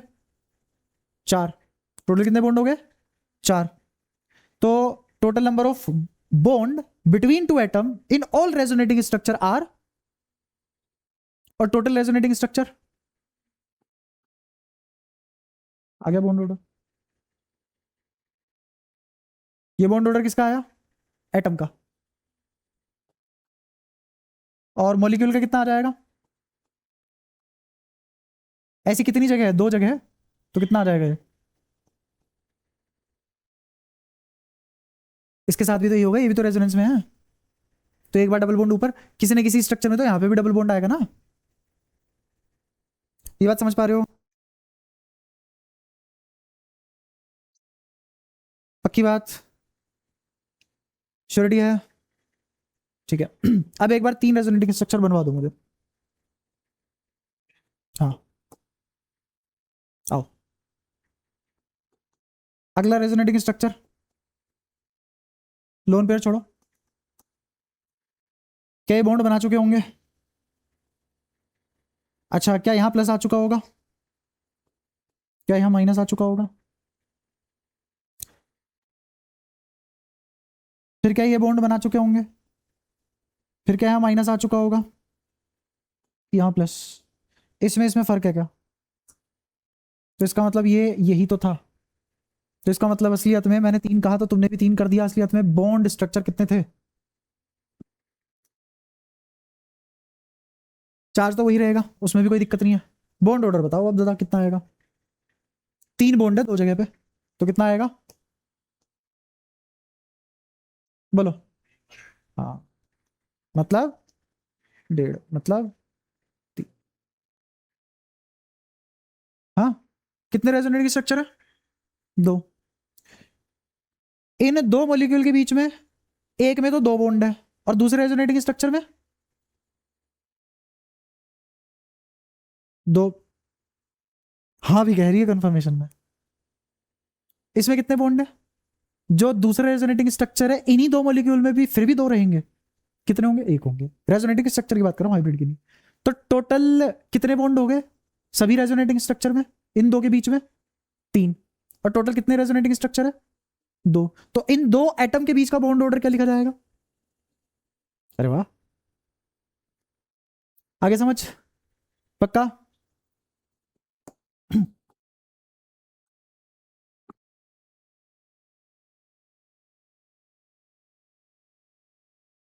इसका बनाओ। पहला स्टेप, वैलेंस इलेक्ट्रॉन 5, फ्लोरीन के कितने? 7 या 21 और 5 26। आगे बोलो। 32 लिख दो डायरेक्ट। तीसरा शेयर्ड इलेक्ट्रॉन डायरेक्ट लिख दो, 6 होंगे ना? तो covalent bond unshared electron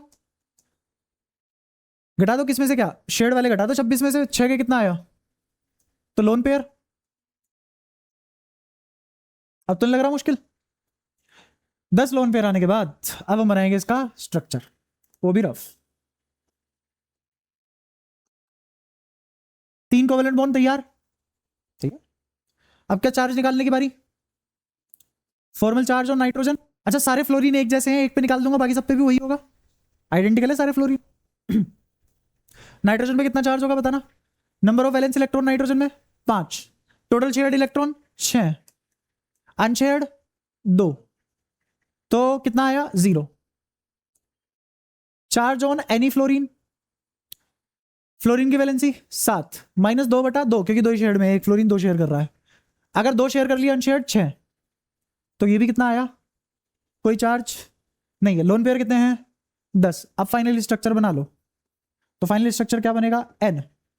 F पे भी कोई चार्ज नहीं है, इस एफ पे भी कोई चार्ज नहीं है, इस एफ पे भी कोई चार्ज नहीं है। लोन पेयर रज रज के हैं, 10 लोन पेयर है। देखो एक तो नाइट्रोजन का हो गया, कोई दो राय नहीं है इसमें, है ना। एक फ्लोरीन पे कितने होंगे, 3 लोन पेयर, तो कितने लोन पेयर हो गए 3 फ्लोरीन पे, 9, और एक नाइट्रोजन का 10, ऐसे बनते हैं।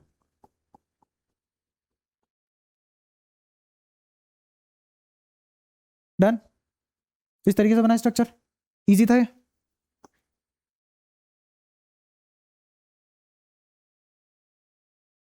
ये बताओ, COCl2 बोलो कैसे, 4 और 6 10 और 7 दूनी 14, 24, 2 1 1 32।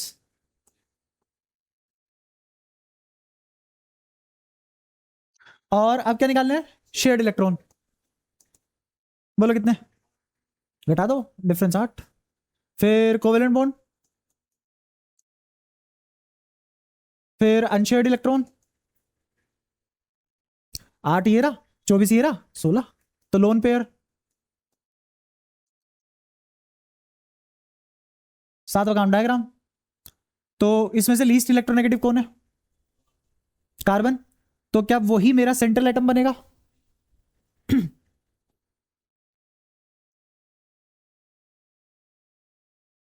जो हम कर सकते थे वो कर लिया। चेक करेंगे कितने कोवेलेंट बॉन्ड बनने चाहिए थे, ये तो नहीं बनाएगा, ये तो नहीं बनाएगा, तो यही बनाएगा, ये रफ बन गया, ताकि मुझे अब शेयर्ड अनशेयर्ड पता लग जाए।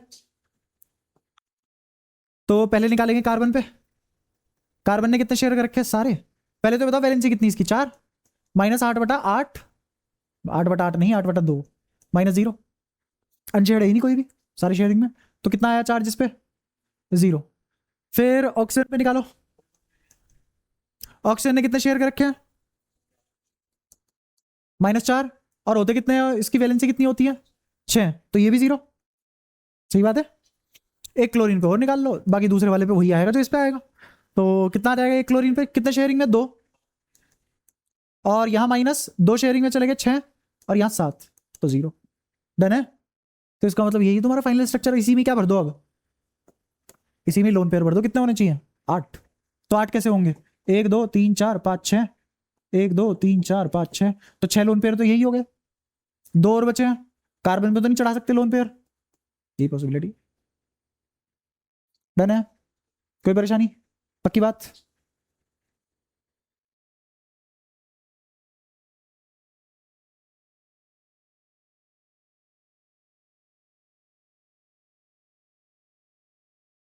ये और करवाओ, हाँ ये करवाओ, फटाफट करवाओ। पहला स्टेप, अब पहला स्टेप कुछ नहीं, अब जैसे आता है वैसे करो। 2 भी तो जोड़ेंगे ना, 20, फिर 20 के बाद मैं ही कर लेता हूँ, ऑक्सीजन में 3 है, 6 18, और 4 22, और 2 24, 24 आएगा ना, ये 2 भी तो जोड़ोगे ना, -2, चार्ज भी तो जोड़ते हैं ना। अच्छा और टोटल कितने आइटम है, 4, 32, तो शेड कितने आ गए, तो कोवेलेंट बॉन्ड, तो अनशेयर्ड इलेक्ट्रॉन 8 ये रहे, 24 16, तो लोन पेयर 8 लोन पेयर। आखिरी अब डायग्राम बनाओ, डायग्राम में ये कार्बन, ऐसे ऑक्सीजन, कार्बन सेंट्रल एटम क्यों बना, क्योंकि लीस्ट इलेक्ट्रोनेगेटिव है। अब उसके बाद हम कितने कितने कितने बॉन्ड बनाने हैं, 4, तो इसका मतलब 2 तो यहां बनेंगे और 1, और अब एक और बनाना है, इन तीनों में से किसी एक पे भी बना लो, इन तीनों में से किसी भी एक पे बना लो। ये बात समझ आई। अब चार्ज निकाल लेते हैं, बारी आई फॉर्मल चार्ज की। तो ये पहला ऑक्सीजन, ये दूसरा ऑक्सीजन, और ये तीसरा आइटम जो कार्बन, जो इसके साथ होगा वही इसके साथ भी होगा, इन दोनों में फर्क तो नहीं है, तो इसका निकाल के इसी के ऊपर भर देंगे। निकालो कितने शेयरिंग में, वैलेंस कितने और अनशेयर्ड कितने, 6 में से 6 गए, ठीक है। फिर क्यू ऑक्सीजन ही, लेकिन दूसरे वाला कितने शेयरिंग में है, अनशेयर्ड कितने और वैलेंसी 6, तो 0 आ गया, तो इस पे कोई चार्ज नहीं है। इस पे भी कितना चार्ज होगा, -1, तो कार्बन पे निकाल लेते हैं। कार्बन बोलो कितना, कितने शेयरिंग में है, 8 के 8 शेयरिंग में है देख, और वैलेंसी कितनी होती है, वैसे भी नहीं आना था इस पे चार्ज, आके लाके क्या करते इसका बेचारे का, पूरी केमिस्ट्री खत्म हो जाती है, यहाँ चार्ज आ जाता। सोच के देखो ना, 4 बॉन्ड पूरे हो गए हैं, फिर भी 8 पूरा होने के बाद नेगेटिव पड़ा हुआ है कार्बन पे। और डी ब्लॉक भी नहीं है इसके पास, तो और डी सब ऑर्बिटल भी नहीं है। तो अब क्या करना था हमें, इससे आगे बनाना था फाइनल डायग्राम, ठीक है। तो ये carbon, oxygen minus double bond oxygen, ठीक है। क्या रेजोनेंस करेगा, बिल्कुल करेगा, क्यों नहीं करेगा, भाग भाग के करेगा।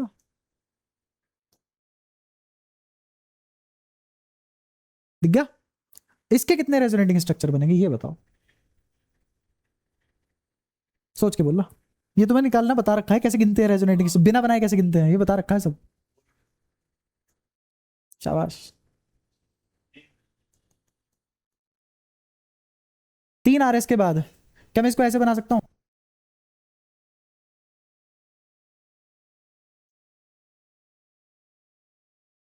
मुझे बताओ टोटल कितना माइनस है, 2 है, इससे निकालना है तुम्हें, -1 इसका -1 इसका, टोटल कितना, -2।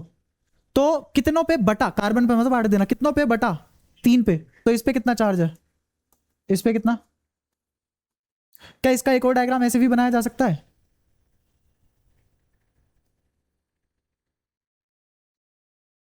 पूरे डायग्राम में जहां भी एक ही एरो आ गया चार्ज बनाने की जरूरत नहीं, ठीक है। या तो ऐसे बना लो या ऐसे बना लो। ये क्या बनाया, हाँ ये क्या बनाया, रेजोनेंस हाइब्रिड, और ये भी क्या है, रेजोनेंस हाइब्रिड। यहां तक कोई दिक्कत, कि कोवेलेंट बॉन्ड है और इसने इसको दे रखा है, और जितने भी सिंगल बॉन्ड है वो इसी नेचर के हैं, तो रेजोनेंस में अपने आप सब सारी चीजें समझ में आ जाती है प्रैक्टिस के बाद एक टाइम पे। अच्छा RH भी आ गया, अब हमें बॉन्ड ऑर्डर भी निकाल लेना चाहिए, तो बॉन्ड ऑर्डर निकालते हैं। मुझे बताओ कितने रेजोनेटिंग स्ट्रक्चर, 3। हर एक स्ट्रक्चर में कोई ना कोई किसी 2 एटम के बीच तो एक तो डबल बॉन्ड आएगा, बाकी 2 में सिंगल बॉन्ड आएगा, तो टोटल बॉन्ड कितने हो गए सभी रेजोनेटिंग स्ट्रक्चर में, 4 बॉन्ड हो गए किन्हीं भी 2 एटम के बीच, 4 बॉन्ड हो गए किन्हीं भी 2 एटम के बीच, तो 4 बॉन्ड हो गए किन्हीं भी 2 एटम के बीच, और टोटल रेजोनेटिंग स्ट्रक्चर कितने हैं, तो बॉन्ड ऑर्डर कितना आ गया, ये तो एटम का आया ना, और ऐसे कितने एटम है, तो बॉन्ड ऑर्डर मॉलिक्यूल का कितना आ गया।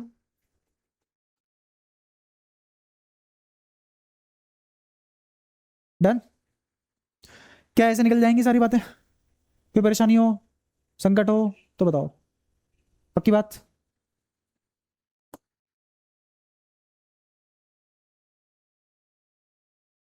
ये आखिरी कर लो, पर ये तुम्हें करना है पूरा, इसमें मैं कुछ नहीं बोलूंगा, तुम बोलोगे जो बोलोगे, बोलो।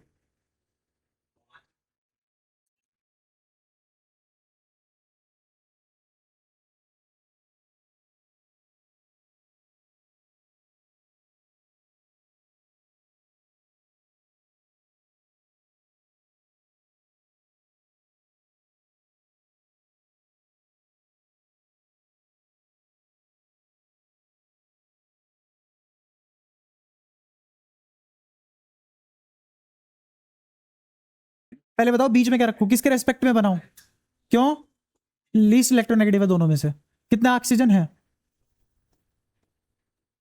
पर कितने बॉन्ड बनाने थे, बोलो अब आगे क्या करना है। बोलो किस पे? दोनों ऑक्सीजन अलग है, कौन से वाले पे निकाल रहे हो?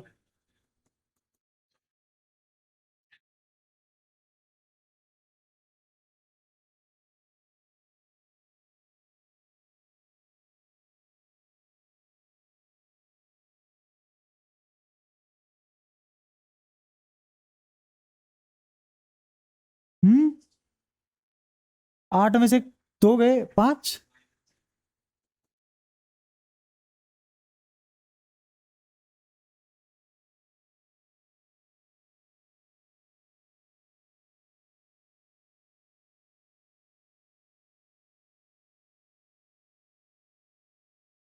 ठीक है, ये तुम नहीं करा, मैंने कुछ नहीं बोला, अब क्या करूं? यही तो करना है। अब ये बताओ रेजोनेंस में है क्या? पहले लोन पेयर 6 है, कैसे भरूं 6 लोन पेयर? हम्म,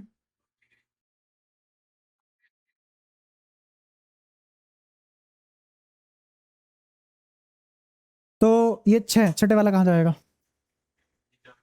हाँ, आगे समझ, पक्की बात, करो आगे अब। तो कितने रेजोनेटिंग स्ट्रक्चर आ रहे हैं तुम्हारे? तो क्या करूं आगे फिर? बॉन्ड ऑर्डर इज 3 बटा, और पूरे मोलिक्यूल का, और रेजोनेटिंग हाइब्रिड।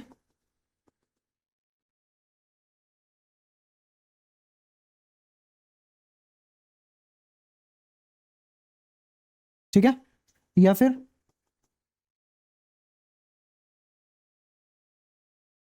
ठीक है, अच्छा चार्ज कितना कितना बांट रहे हो तुम? और लोन पेयर किसी एक पे 3 होंगे, किसी एक पे 2 होंगे, और एक इस पे होगा, तभी तो 6 हो पाएंगे। समझ आया? इस तरीके से बनता है ये सब। ठीक है, अच्छा अभी भी सारी बात अट्रैक्शन पे ही हो ना, तो अगर मुझे बताओ, अगर मेरा अट्रैक्टिव फोर्स बढ़ेगा तो क्या होगा? अगर अट्रैक्टिव फोर्स बढ़ा तो क्या कोवेलेंसी बढ़ेगी, शेयरिंग बढ़ेगी? कोवेलेंसी बढ़ेगी, शेयरिंग बढ़ेगी। शेयरिंग बढ़ने का मतलब ये है कि बॉन्ड स्ट्रेंथ या बॉन्ड ऑर्डर बढ़ेगा, और बॉन्ड स्ट्रेंथ या बॉन्ड ऑर्डर अगर बढ़ेगा तो बॉन्ड लेंथ घटेगी। क्या बात समझ में आती है? जिसकी जितनी ज्यादा बॉन्ड स्ट्रेंथ होगी उसका उतना ही बॉन्ड लेंथ ज्यादा होगा, बॉन्ड स्ट्रेंथ कम होगी तो बॉन्ड लेंथ ज्यादा। अरे ये तो लिख ही दिया था, बोलने पे उल्टा बोल रहा हूं बस। बॉन्ड स्ट्रेंथ अगर घटेगी तो बॉन्ड लेंथ बढ़ेगी, मतलब अट्रैक्टिव फोर्स इतने स्ट्रॉन्ग नहीं है।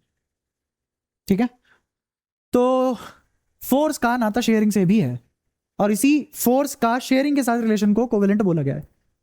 ठीक है, तो अब हमें ऐसा लगा कि हमने पढ़ ली पूरी केमिस्ट्री, आ गई हाथ में, अब बचा नहीं कुछ केमिस्ट्री में, हटा दो इस सब्जेक्ट को, दूसरा लाओ, है ना? ये बातें होने लगी। जैसे जैसे फिजिक्स में जब न्यूटन आया था, तो उसके बाद लोगों को लगने लगा हो गई सारी फेज खत्म, हटाओ इसे, दूसरा सब्जेक्ट लाओ। जब तक क्वांटम नहीं आई थी, है ना, जब तक ड्युअलिटी वगैरह जैसी चीजें, क्वांटम वगैरह ये सब नहीं आया था, तब तक ऐसे ही लग रहा था कि हो गई फिजिक्स खत्म, अब क्या करें, है नहीं कुछ करने को। तो ऐसी केमिस्ट्री भी खत्म, क्या करें, अब सब कुछ आ गया अपने हाथ में, जो मर्जी करें, है ना? पर अब कुछ कुछ दिक्कतें होने लगी। दिक्कतें क्या होने लगी? मकसद नहीं भूलना, मकसद क्या था,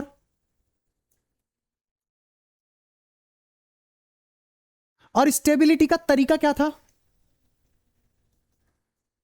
वे इज इलेक्ट्रॉनिक कॉन्फ़िगरेशन किसको अप्रोच करे?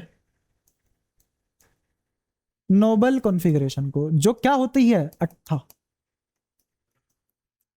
हाँ, तो हमने स्टेबिलिटी को कन्फाइन किया ऑक्टेट में, स्टेबिलिटी को कन्फाइन किया ऑक्टेट में, और केमिस्ट्री होने लग गई खत्म। तुमने भी देखा सब आने लग गया, वही स्ट्रक्चर बना रहे हो, और क्या चाहिए? ठीक है, तुम्हें ये भी बताया चार्ज कितना है, तुम्हें ये भी बताया कितने रह गए, कितने शेयर, सारी चीजें बताया तुम्हें। तो जब ये केमिस्ट्री लगा कि खत्म होने लगी, और ल्यूइस स्ट्रक्चर ने बोल दिया कि ठीक है, लोगों को भी लगा कि हाँ क्या ही कर सकते हैं हम आगे इसमें, तो फिर कुछ अटपटी बातें हुई, और कम नहीं बहुत ज्यादा।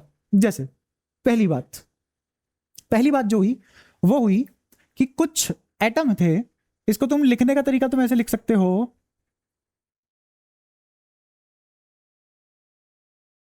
Incomplete octet.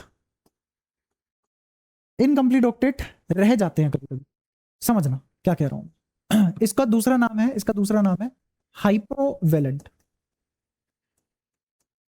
Other name is hypovalent. ये क्या भला है, सुनना। होता ही है कि जो मेरे पास, जब मेरे पास वैलेंस इलेक्ट्रॉन, जब मेरे पास वैलेंस इलेक्ट्रॉन 3 या 3 से छोटे हो जाए तो उनका अट्ठा पूरा नहीं हो पाता।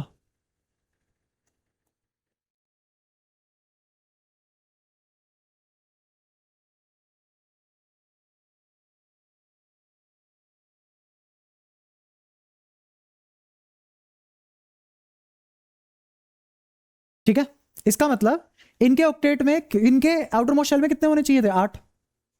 हो नहीं पाते। तो बहुत सारे एग्जांपल लिख सकते हैं, जैसे सबसे पहला LiCl, दूसरा BeH2, BeCl2, BH3, BCl3, AlCl3, etcetera. कोई भी उठा लो, जैसे तुमने ये उठाया, लिथियम बनाया। लिथियम के कितने वैलेंस इलेक्ट्रॉन होते हैं, एक, एक, 1s1 1s2, sorry 2s2, 1s1 2s2। ये किसका हो गया, बेरिलियम का। ऐसे ही 1s1 2s1, 1s2 2s1 किसका हो गया, लिथियम का। ठीक है, तो इसके आउटर मोस्ट में एक ही तो होगा ना, लग कर लिया शेयर। क्लोरीन के पास कितने, 1 2 3 4 5 6 और 7 है, इसके पास 7। पर शेयरिंग ऐसे थोड़ी चलती है कि मैं और अंबानी शेयरिंग कर रहे हैं, किसकी, मैं 1 रुपया लगा रहा हूं, वो 1 करोड़ लगा रहा है, ऐसा थोड़ी ना होता है। ये भी अपना एक ही शेयरिंग में लगाएगा। तो आज से आज शेयरिंग इतनी हो पाएगी। लिथियम के कितने हो गए, 2, और होने कितने चाहिए थे, 8। क्लोरीन के हो गए पूरे, तो इसके तो हो गए 8 पूरे। लेकिन मुझे बताओ इसमें से लीस्ट इलेक्ट्रोनेगेटिव कौन है, तो सेंट्रल एटम कौन है, तो सेंट्रल एटम का 8 पूरा हुआ। तो इसमें किसका 8 पूरा नहीं होता है, अरे हीलियम जैसा बन गया, पर इसमें पी तो खाली पड़ा हुआ है। असलियत में पहली बार पी कब आता है, हीलियम के बाद, और हीलियम डुप्लेट है। तो अब इसके बाद 8 पूरा होने का मतलब है पी भी पूरा भरो। कहां है पी पूरा, बात चल गई हुई है ना, क्लियर हुआ, कोई परेशानी। ठीक है। तो ये ऑक्टेट रूल फॉलो नहीं करेंगे, यहां लुईस स्ट्रक्चर इल्ले हो जाता है। इनका नहीं बना सकते तुम लुईस स्ट्रक्चर। क्यों नहीं बना सकते, क्योंकि वैलिड ही नहीं है, वो ड्रॉबैक है। ये सब क्या है, लिमिटेशन ऑफ लुईस भैया। ये जो भी लिखेंगे वो सारी की सारी क्या होंगी, लिमिटेशन ऑफ लुईस भैया। दूसरा, ऑड इलेक्ट्रॉन स्पीशीज। जब किसी मॉलिक्यूल में टोटल वैलेंस इलेक्ट्रॉन ओड आ जाए,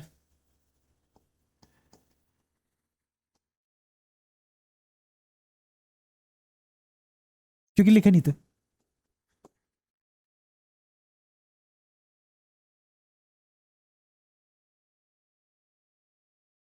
तुम्हें क्या लग रहा है सारे सवाल लिख देगा मैंने दुनिया के, मैंने वो छाट के लगे जिसमें लुईस लग रहा है। फिर वो क्यों किया, क्योंकि तुम्हें प्रैक्टिस हो जाए लुईस की। तो molecule having odd total valence electron, जैसे NO, जैसे NO। ठीक है। अच्छा, यहां हमने जो करा था वो NO माइनस था, ध्यान दिया हो तुमने। NO माइनस में टोटल वैलेंस इलेक्ट्रॉन कितने आ गए, तो क्या होता है ये ओड की इवन, तो इसमें लगेगा। पर NO में नहीं लगेगा। ठीक है, क्यों नहीं लगेगा NO में, N के कितने, 5, और ऑक्सीजन के 6। तुम खुद देख लो, एक में इवन है, एक में ओड है, तो समेशन क्या आएगा, ओड, क्योंकि ओड प्लस इवन ओड होते हैं। NO2 माइनस मतलब एक ओड और दूसरा इवन, फिर से ओड आएगा आंसर। और तुम लिख सकते हो,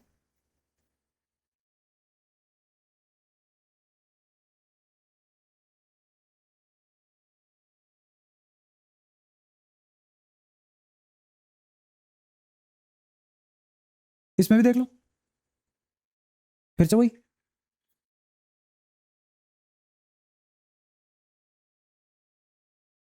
इसमें भी ओड आएंगे।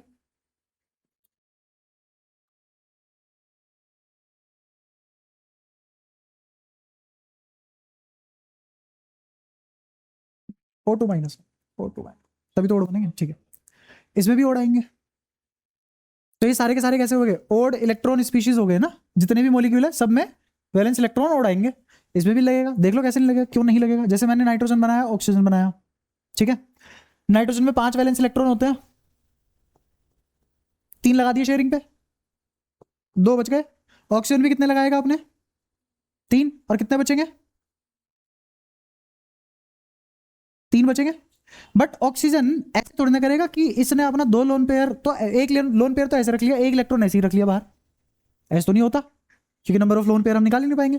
तो यहां से क्या होगा, यहां से एक एक की शेयरिंग कम होगी, यहां लोन पेयर आएगा। अब मुझे बताओ लीस्ट इलेक्ट्रोनेगेटिव कौन है? इसका तो 8 पूरा हो गया ना, पर इसमें कितने इलेक्ट्रॉन आ गए? तो 8 पूरा नहीं हुआ, समझे? तो इसमें भी क्यों फेल होता है? क्योंकि 8 पूरा नहीं होता। किसका? हाँ,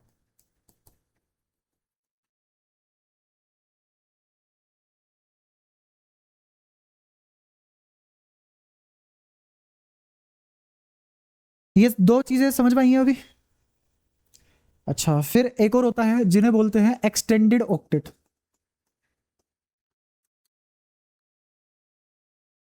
एक्सटेंडेड ऑक्टेट का दूसरा नाम है hyper valent.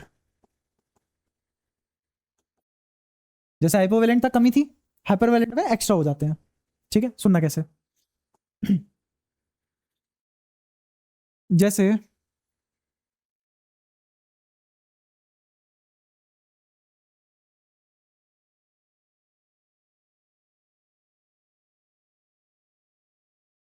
PF5, SF4, SF6,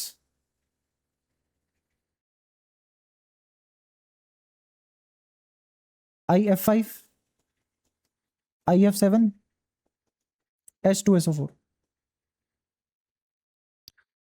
जैसे मैं अगर इसका एग्जांपल दूं तुम्हें, 5 फ्लोरीन,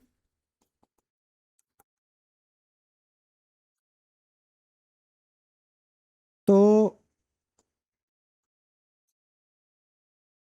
मान लो ऐसे शेयरिंग हुई, मुझे बताओ इसके ऑक्टेट में कितने इलेक्ट्रॉन आ गए अब? अरे 5 फॉस्फोरस के 5 हो गए, 5 फ्लोरीन के 10 आ गए, तो ये 10 शेयर्ड इलेक्ट्रॉन हो गए ना।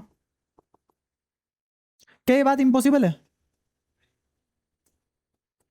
क्यों इंपॉसिबल, क्यों नहीं है?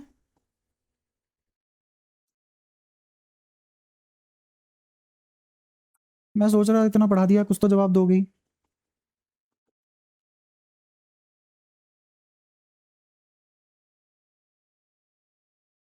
Vacant D, due to vacant D अब 8 की लिमिटेशन नहीं रही, अब डी आ चुका है। अब तो 32 भी इलेक्ट्रॉन आ सकते हैं ना, और जब एफ ब्लॉक आएगा तो 32 छोड़ो पता नहीं कितने आ जाएंगे कि शेल में। या शेल की बात हो रही है, समझ आया? तो क्या एक्सीड कर गया 8 को? कौन सा ऑक्टेट रूल फिर?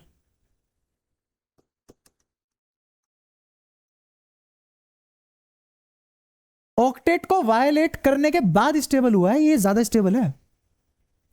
अगर मैं इसके सिर्फ 8 पूरे करता ना, अगर इस सिर्फ 8 इलेक्ट्रॉन होते, और अभी जो 10 इलेक्ट्रॉन है, 10 इलेक्ट्रॉन वाला ज्यादा स्टेबल है 8 वाले से।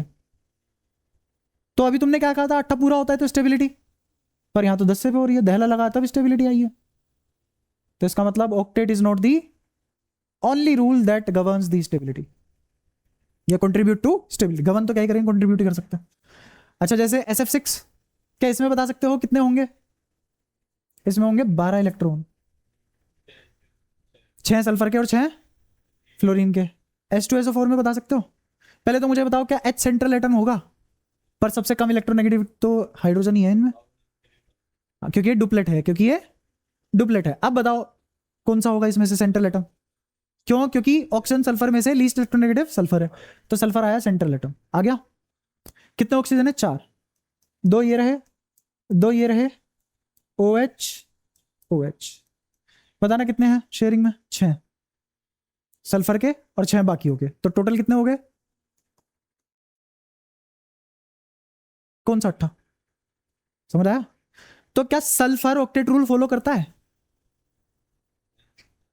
ये सब तो कभी नहीं करेंगे, पर सल्फर कभी कर जाता है, कभी नहीं।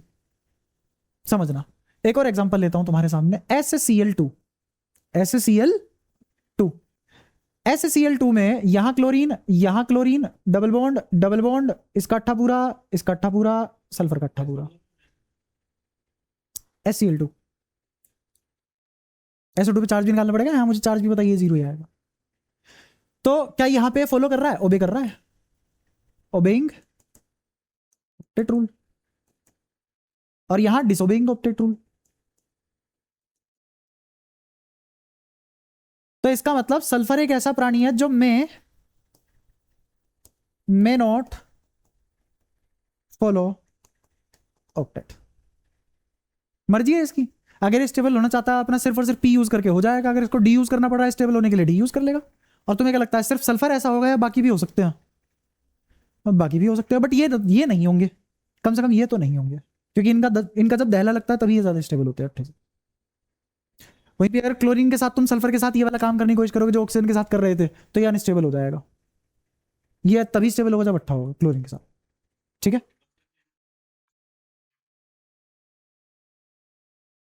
हाँ, पर ये वाले हमेशा करेंगे। जैसे मैंने एक एग्जांपल दिया सल्फर का, बाकी आगे सिचुएशन ऐसी आ सकती है कि मॉलिक्यूल ऐसा बन गया कि वो नहीं हो रहा अट्ठे में, उसका पेट नहीं भर रहा। ठीक है। जैसे लो, और क्या करना चाहते हो? क्योंकि क्लोरीन के पास वेकेंट डी है, क्लोरीन के पास वेकेंट डी है, तो वो कर सकता है। अगर यहाँ पे चार्ज लगा दूं मैं कोई, तो वो चार्ज को भी रेजोनेट करवा लेगा। ये सारी बात क्लियर? वहीं पे CF4 नहीं करवा पाएगा चार्ज को रेजोनेट, समझ रहे हो? क्योंकि उसकी मजबूरी है, उसके पास वेकेंट डी नहीं है। तो वेकेंट डी वाली बात भी मजबूत हो जाती है आगे चलते चलते। तो यहां भी ऑक्टेट रूल फेल होता हुआ दिखाई दिया। फिर ऐसा भी तो हो सकता है ना कि मोर देन टू और मोर देन टू और more than two central atom, या फिर नेस्टेड सेंट्रल एटम। इसके केस में भी ऑक्टेट फेल हो जाएगा, क्योंकि जब सेंट्रल एटम ही दो हो गए तो कौन सा ऑक्टेट लगाओगे? सेंट्रल एटम तो एक ही होना चाहिए ना, उसी के रेस्पेक्ट में तो स्ट्रक्चर बनाओगे। समझ गए? जैसे एग्जांपल H4P2O5, जैसे H2S2O6। अभी बताता हूं क्या, सुने ध्यान से।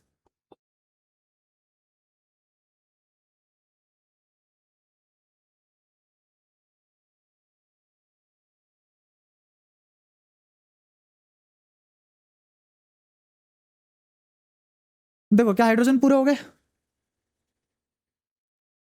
दो और दो चार। ऑक्सीजन एक, दो, तीन, चार, एक और बचा हुआ है। इसको भी OH कर दो ना।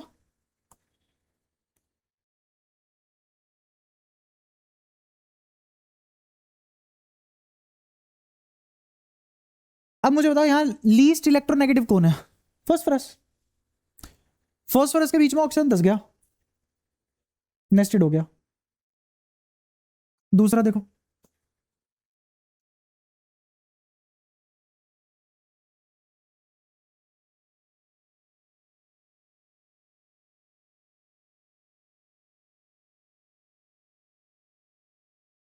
छह ऑक्सीजन,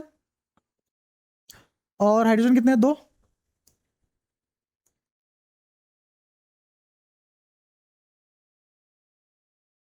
दो सल्फर है, कोई नेस्टिंग नहीं है, बट सेंट्रल एटम ही दो है। किसके बेसिस, किसके with respect to what you will be making your Lewis structure? बनेगा ही। समझ आया? तो अगर ऐसे कर्म कांड हो जाते तो भी गए, तो भी लुईस स्ट्रक्चर फेल है, ऑक्टेट रूल फेल है। कौन सा ऑक्टेट रूल फॉलो हो रहा है? कोई ऑक्टेट रूल नहीं है।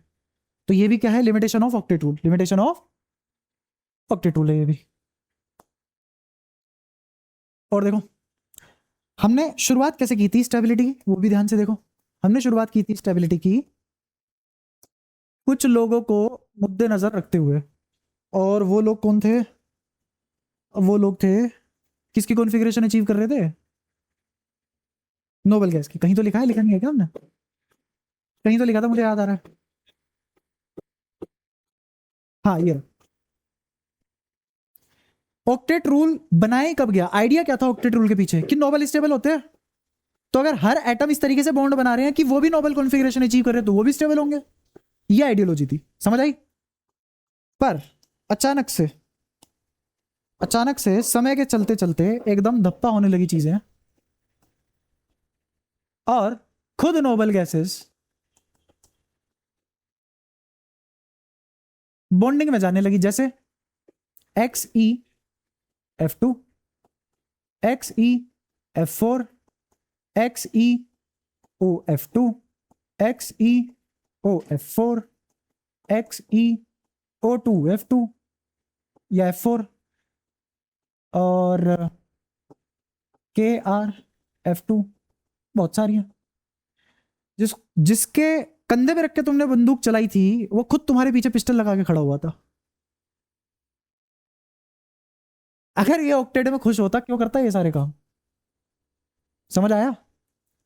तो itself noble, itself violating octet, क्योंकि इनकी स्टेबिलिटी ऑक्टेट से अचीव नहीं हो रही, कुछ और है, कुछ और कोई और रीजन है जिसकी वजह से स्टेबिलिटी अचीव हो रही है।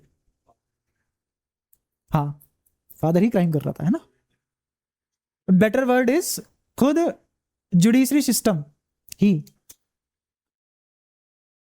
जस्टिस नहीं कर रहा था, ऐसे भी तो बोल सकते हैं ना।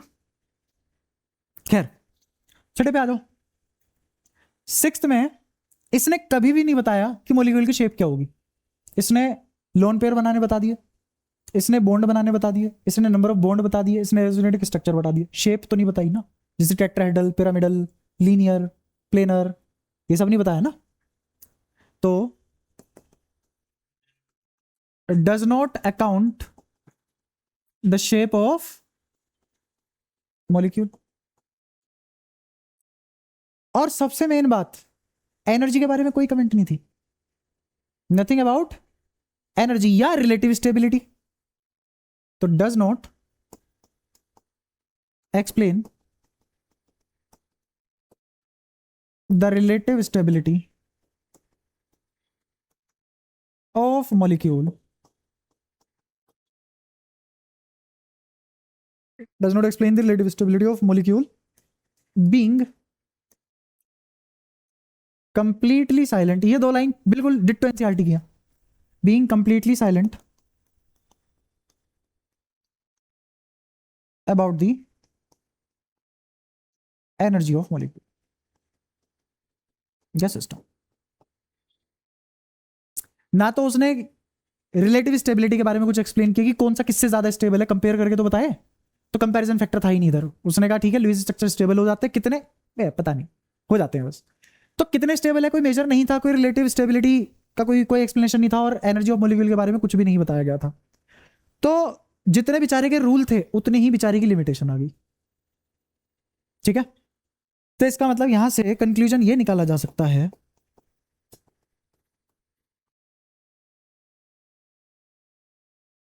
Lewis structure is not the only criteria for stability। और जैसे ये सारे नियम हमारे सामने आए, हमें लगे इतनी जगह पास नहीं हो रहा जितनी जगह फेल हो रहा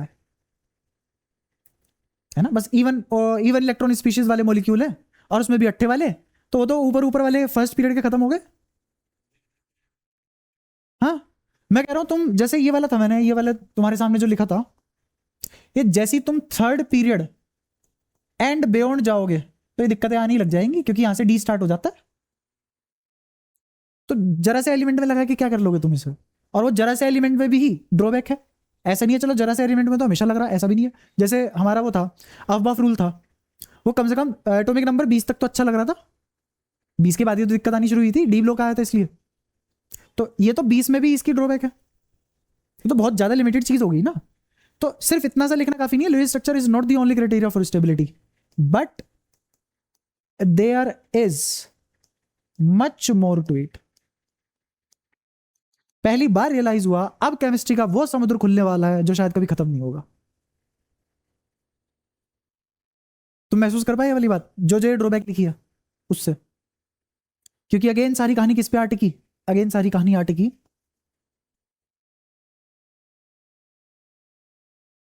हमने एनर्जी को घेरने की कोशिश की कि हम एक नियम बना लेंगे लुइस, उसकी एक एल्गो लिख लेंगे। उसने तो एल्गो भी नहीं, उसने तो पैराग्राफ लिखे थे, वो तो एल्गो तुम्हें सिखाने के लिए मैंने लिख दी स्टेप में। उसने कोशिश की, अच्छी कोशिश थी, बहुत ज्यादा अप्रिशिएबल कोशिश थी, क्योंकि इसी के बेसिस पे आगे होंगी चीजें। इसलिए नहीं पढ़ाया कि मैं ये बता सकूं कि नक्कारा था, इसके बेसिस पे चीजें आएंगी, तुम्हें ये आना चाहिए। जब तक तुम्हें रदरफोर्ड नहीं आएगा तो तुम उससे आगे बोहर पे नहीं जा सकते, और जब तक तुम्हें बोहर नहीं आ पाएगा जब तक तुम डी ब्रोगली नहीं पढ़ पाओगे, जब तक डी ब्रोगली और बोहर ये सारी चीजें नहीं आ पाएगी, जब तक क्वांटम में एंटर नहीं कर पाओगे, तो डायरेक्ट क्वांटम नहीं पढ़ सकते। ऐसे ही यहां पे भी जब तक तुम्हें लुइस जैसी चीजें नहीं आएगी तब तक इस, क्योंकि बेस है ही, उसके आगे चीजें नहीं बढ़ सकती। तुम्हें बेसिक बेसिक इतनी बातें तो पता होनी चाहिए आगे बढ़ने के लिए, ठीक है? तो अगेन सारी की सारी कहानी एनर्जी पे आगे टिक गई कि भाई आखिरी में एनर्जी से ही होगा जो होगा, आखिरी में जो होगा वो। और एनर्जी का खेल तुम जानते हो कितना भी कॉम्प्लेक्स हो सकता है, फिर तो ये वही वाली बात होगी, एक एक एटम पकड़ो, एनर्जी के खेल देखो, एक एटम 10 तरीके से एनर्जी के खेल दिखा सकता है। तो ऐसा नहीं है कि तुम एनर्जी का खेल एक एटम के लिए पढ़ लिया तो हो गया खत्म ना। इसका मतलब है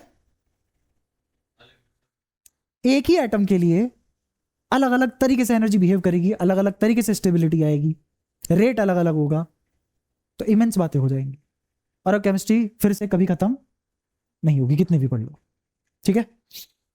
तो अब थोड़ा थोड़ा एनर्जी का भी सीन देख लेते हैं हम, क्या चल रहा है यहाँ क्या नहीं, ठीक है? तो एनर्जी वाइज कैसे चलती है चीजें, सुनना ध्यान से। एनर्जी वाइज चीजें ऐसे खुलेगी तुम्हारे सामने। हम इंटरेक्टिव फोर्स की बात कर रहे थे,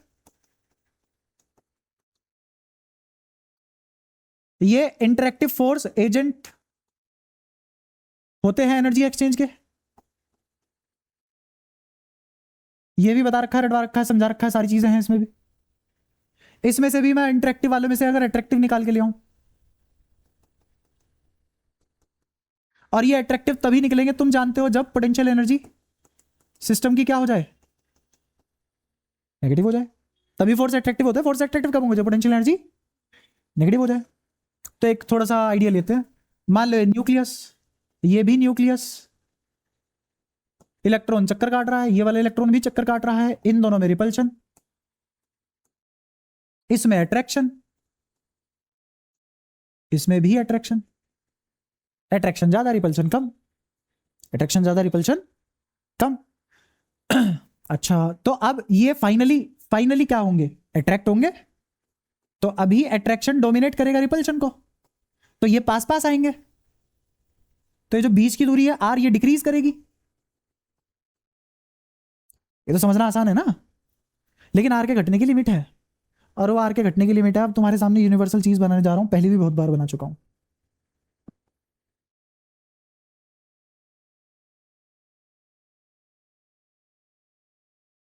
ये हर जगह होती है, ये 11th क्लास में भी पढ़ाई है मैंने। फोर्स, एनर्जी, पोटेंशियल एनर्जी क्या होता है, या फोर्स क्या होता है, फोर्स होता है माइन, ये तो सिर्फ एक ही डायमेंशन में हो जाएगा, माइनस डेल्टा पीई।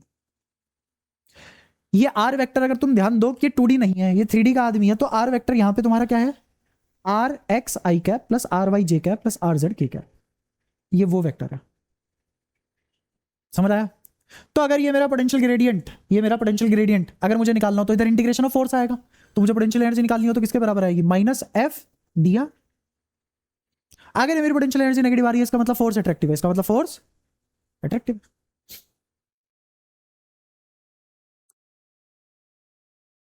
यहां इसमें पोटेंशियल एनर्जी नहीं बोलते इनको, इंटरनल एनर्जी और या फिर सिस्टम की एनर्जी बोल देते हैं उसको, पोटेंशियल एनर्जी को केमिस्ट्री में। ये तुम्हारा आर, यहां आर कहां जाएगा, इन्फिनिटी पे। इसके ऊपर ऊपर पोटेंशियल एनर्जी बढ़ेगी और पॉजिटिव होगी, पॉजिटिव है और बढ़ेगी। इससे नीचे पोटेंशियल एनर्जी नेगेटिव है बट ऊपर की साइड आने पे बढ़ेगी। जैसे मैंने लिख दिया है -15 इलेक्ट्रॉन वोल्ट, और यह है -7 इलेक्ट्रॉन वोल्ट, कौन ज्यादा है, -7 इलेक्ट्रॉन वोल्ट ज्यादा है। ये बात समझ में आई? तो तुम यहां से देख पा रहे होंगे कि मेरा लोकल मिनिमा यहां आ रहा है, बल्कि ये ग्लोबल मिनिमा है, क्योंकि ये ग्राफ कभी नीचे नहीं आएगा, इधर से भी कभी नीचे नहीं आएगा। तो क्या मिनिमा अचीव हुआ? और जिस पॉइंट पे मिनिमा अचीव हुआ उसको मैंने बोला आर नोट, उसको बोला आर नोट। और यहां पे पोटेंशियल एनर्जी नेगेटिव है और मिनिमम है, पोटेंशियल एनर्जी नेगेटिव है और मिनिमम है, तो इसका मतलब मैक्सिमम स्टेबल यही होगा। ये बात समझ में आती है? तो जब मेरे सिस्टम की एनर्जी ये हो जाएगी तो वो मैक्सिमम स्टेबल होगा। स्टेबल तो यहां भी है, यहां भी है, पर मैक्सिमम स्टेबल यहां होगा। ठीक है, अब मेरा सवाल है कब पास आते आते रुकेंगे?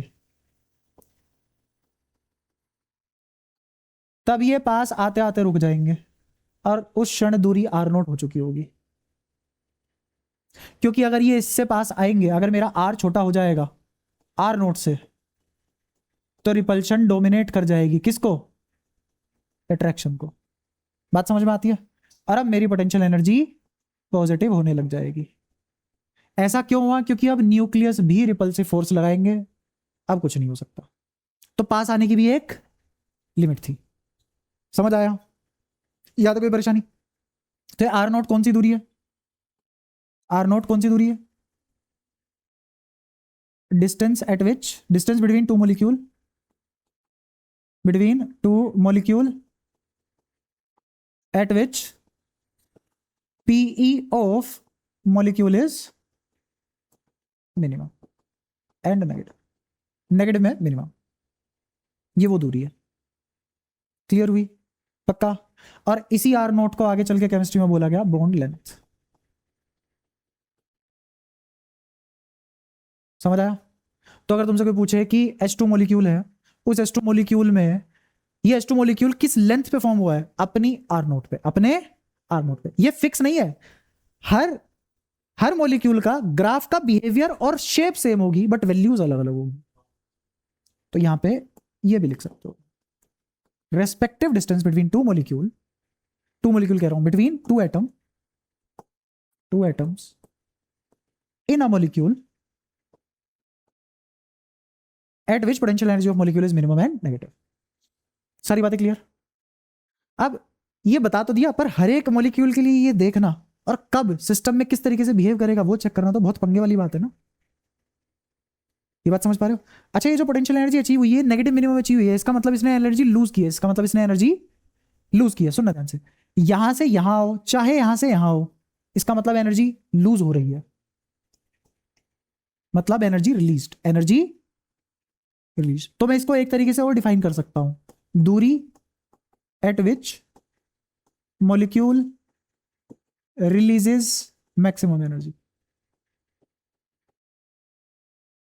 क्या जो एनर्जी मुझे मिलती है उसे एंट्रोपी भी बोल देते हैं, एंट्रोपी कह रहा हूं, एंथैल्पी भी बोल देते हैं। ठीक है, तो ये एंथैल्पी होगी इसकी। लेकिन अगर यहीं पे ये ऐसे होते, अगर मैं यहां से आ जाऊं, यहां से आ जाऊं, इसका मतलब एनर्जी देनी पड़ रही है, एब्जॉर्बिंग एनर्जी। और ये कौन सी एनर्जी की बात हो रही है? काइनेटिक। लूज भी काइनेटिक की फॉर्म में करेगा, गेन भी काइनेटिक की फॉर्म में करेगा, बनाएगा पोटेंशियल, घटेगी पोटेंशियल बढ़ेगी पोटेंशियल, बट जो आदान प्रदान होगा वो तो काइनेटिक की फॉर्म में होगा ना। ये बात समझ पा रहे हो ना? पक्की बात है ना, काइनेटिक मतलब मोशन। अच्छा, काइनेटिक का अच्छा नाम बताओ। Non conventional energy heat. तो जब भी बॉन्ड बनता है हीट रिलीज होती है, जब भी बॉन्ड बनता है हीट रिलीज होती है, और ऐसे सिस्टम को बोलते हैं थर्मली स्टेबल सिस्टम।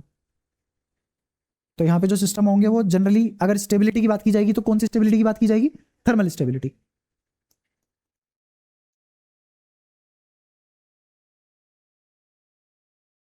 क्या ये सारी बातें सीख पाए हो? पक्की बात है? ये बात तो मैंने अच्छी बढ़ा दी, बट तुम लगा कहीं नहीं पाओगे इसको, क्योंकि जिन्होंने ये बात बनाई है वो खुद नहीं लगा पा रहे थे। लगा लेते पर जीवन जाता पूरा।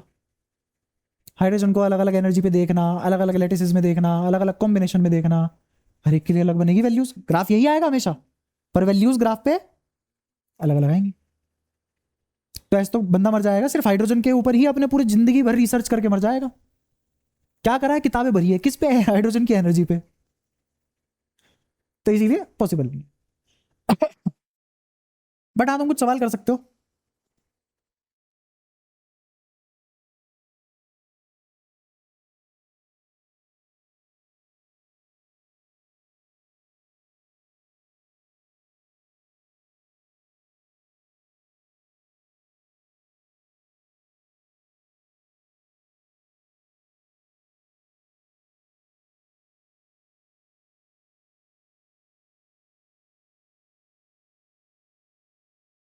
चलो स्ट्रक्चर तो बनी जाएगा वो तो, मैं सोच रहा हूँ फिर तुम ये पूछ लग जाओगे 5 बॉन्ड कैसे बना गए। 5 बॉन्ड नहीं बनाया, कुछ ऑक्सीजन से अटैच है, क्लोरीन कुछ कार्बन से।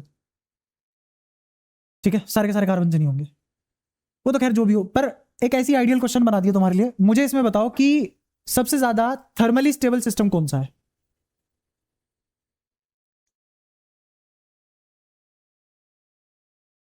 जब भी बॉन्ड बनता है एनर्जी ऑलमोस्ट सेम ही तरीके के बॉन्ड बन रहे हैं यहाँ पे, जिसमें सबसे ज्यादा बॉन्ड बनेंगे वो सबसे ज्यादा थर्मल स्टेबल हो जाएगा। मजाक से हटके एडवांस में ऐसे क्वेश्चन आते हैं। हाँ, और ऐसे क्वेश्चन भी आते हैं, बताओ H2 बनाने जा रहे हैं, तो H2 जब बनेगा तो वो कौन सी बॉन्ड कॉन्फ़िगरेशन पे बनेगा, R1 R2 R3 R4, पहचानो। ठीक है। तो यहां तक कुछ कुछ बातें समझ में आई, एनर्जी क्या कहना चाह रही है तुमसे। और अगेन फिर से एक बार डेफिनेशन पे आते हैं अपनी। Definition was attractive force that holds the atom and ions, वो अट्रैक्टिव फोर्स जो आयन या फिर एटम को एक दूसरे के पास रख कर मॉलिक्यूल बना रहे हैं। क्या एनर्जी लूज कर रहा है सिस्टम, तभी तो बना होगा ऐसा। बॉन्ड फॉर्मेशन करी, अट्रैक्टिव फोर्स बढ़े, मिनिमम पोटेंशियल एनर्जी स्टेट पे आया, एनर्जी रिलीज करी, स्टेबल हुआ। ये फालतू की बात है। ऑक्टेट वोक्टेट ऑक्टेट वोक्टेट होते तो सारे के सारे जितने भी जेनन वगैरह ये सब ये क्यों बनाते हैं बॉन्ड, है ना। इस डेफिनेशन के तहत, इस डेफिनेशन के तहत हमने क्लासिफिकेशन की एनर्जी की। Energy classification. अब ये एनर्जी क्लासिफिकेशन इस तरीके से, ये एक स्केल बनाया गया, इसका इसको बोलो स्केल, कोई भी ऐसे थर्मल स्केल है। इधर कहां तक गया, इन्फिनिटी पे। इधर कहां तक गया, माइनस इन्फिनिटी पे। ये मान लो तुम्हारा हो गया 8 किलो जूल पर मोल, और ये हो गया 42 किलो जूल पर मोल। किसकी यूनिट है, एनर्जी की। ठीक है, केमिस्ट्री में पर मोल के हिसाब से निकाली जाती है चीज। अगर मेरी एनर्जी इस दायरे में है,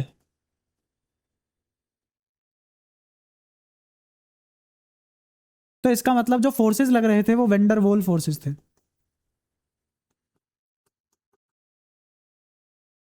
क्योंकि एनर्जी उतनी नहीं घट पाई, तो अट्रैक्टिव फोर्स उतने स्ट्रॉन्ग नहीं हो पाए। तो कौन से फोर्स हो गए, वेंडर वोल force.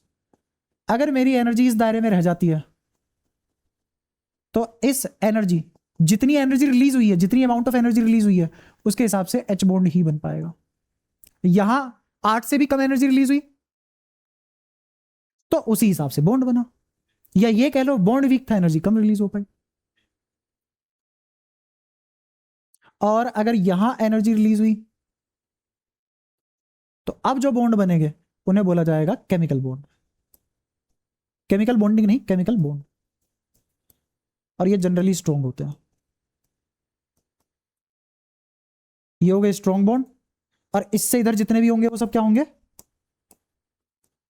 Weak bond. Hydrogen bond, hydrogen bond, ये केमिकल बॉन्ड, और ये वेंडर वोल फोर्सेस। ये बात क्लियर हुई, कोई परेशानी। अब हम केमिकल बॉन्डिंग की क्लासिफिकेशन करेंगे on the basis of energy. तो यही और अच्छी चीज थी, असलियत में ऐसी होना चाहिए ना, एनर्जी के बेसिस पे क्लासिफिकेशन होना चाहिए। तो हमने एनर्जी के बेसिस पे कुछ क्लासिफिकेशन करी। तो अब हम जो क्लासिफिकेशन करेंगे वो किसकी क्लासिफिकेशन करेंगे, क्लासिफिकेशन ऑफ केमिकल बॉन्ड, नहीं केमिकल बॉन्डिंग। हाँ, कि बॉन्ड कैसे बन रहे हैं उसको क्लासिफाई कर रहे हैं हम। वरना क्लासिफिकेशन तो यहाँ खत्म हो गई थी। ये ले केमिकल बॉन्ड, ये रहा 42 किलो जूल से फालतू दे दे, हो गया केमिकल बॉन्ड। अगर एनर्जी रिलीज हो गई, अगर बॉन्ड बनने से एनर्जी 42 किलो जूल या उससे ज्यादा एनर्जी रिलीज होगी, तो वो तेरा केमिकल बॉन्ड। तो यहाँ क्लासिफिकेशन केमिकल बॉन्डिंग की कर रहे हैं, समझ आया। तो ये दो हिसाब से क्लासिफाई हो जाएगा। पहला अभी अभी बताया, वीक या स्ट्रॉन्ग। पहले स्ट्रॉन्ग लिख लो फिर वीक लिख लेंगे, पहले स्ट्रॉन्ग। दूसरा वीक। स्ट्रॉन्ग में भी क्या क्या आएगा, स्ट्रॉन्ग भी 3 हिस्सों में टूट जाएगा। आयनिक, दूसरा कोवेलेंट, तीसरा मेटेलिक। मेटेलिक बॉन्ड औकात से बाहर जाता पढ़ना, इसीलिए सिलेबस में नहीं है, क्योंकि इन दोनों को मिला के पढ़ा जाता है। वो ये दोनों की चीजें इसमें, मतलब अगर तुमने ये दोनों पढ़ ली तो मेटेलिक कुछ हद तक पढ़ लिया, पर अगर मेटेलिक पढ़ लिया इस इन दोनों से मिला के भी बहुत ज्यादा पढ़ लिया। ठीक है। अच्छा, कोवेलेंट खुद क्लासिफाई होगा, एक सिंपल, एक कोऑर्डिनेट, एक फाई, एक डेल्टा,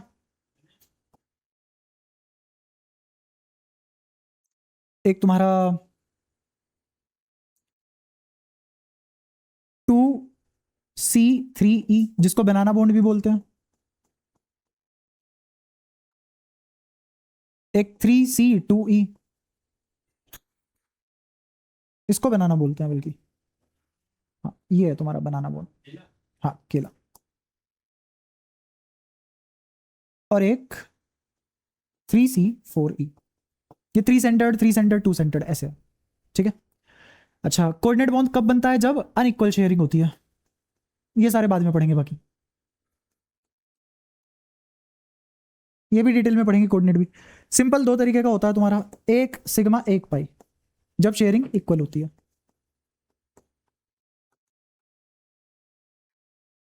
ठीक है, शेयरिंग इक्वल है तो सिग्मा पाई, कोऑर्डिनेट जब अनइक्वल शेयरिंग, फिर फाई सिग्मा 2C3 3C2E और 3C4E।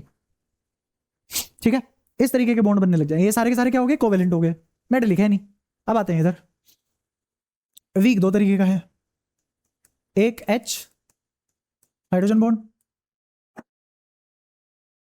फिर डायपोल या वेंडरवॉल, ये फिर से दो हिस्सों में बढ़ जाएगा।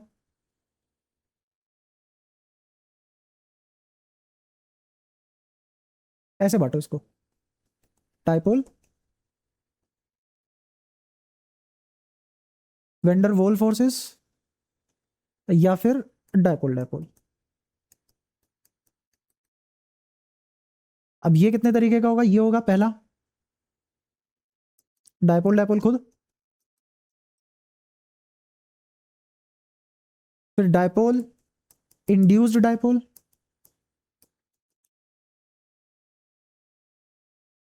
फिर इंस्टेंटेनियस डायपोल इंड्यूस्ड डायपोल। ये तीनों के तीनों वीक वेंडरवॉल में आ गए। फिर बाकी वाले जो आएंगे वो आएंगे आयन। तो पहले में क्या आ जाएगा? आयन डायपोल, दूसरा आयन इंड्यूस्ड डायपोल।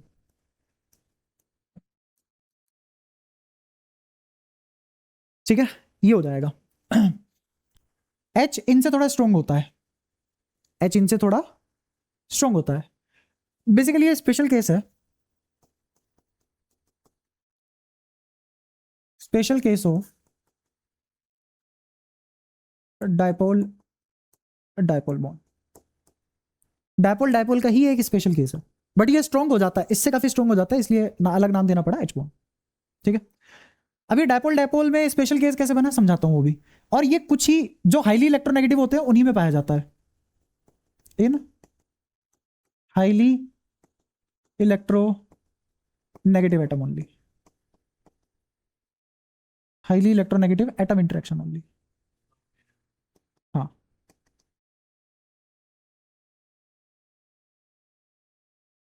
जैसे एग्जांपल किन किन में पाया जाएगा?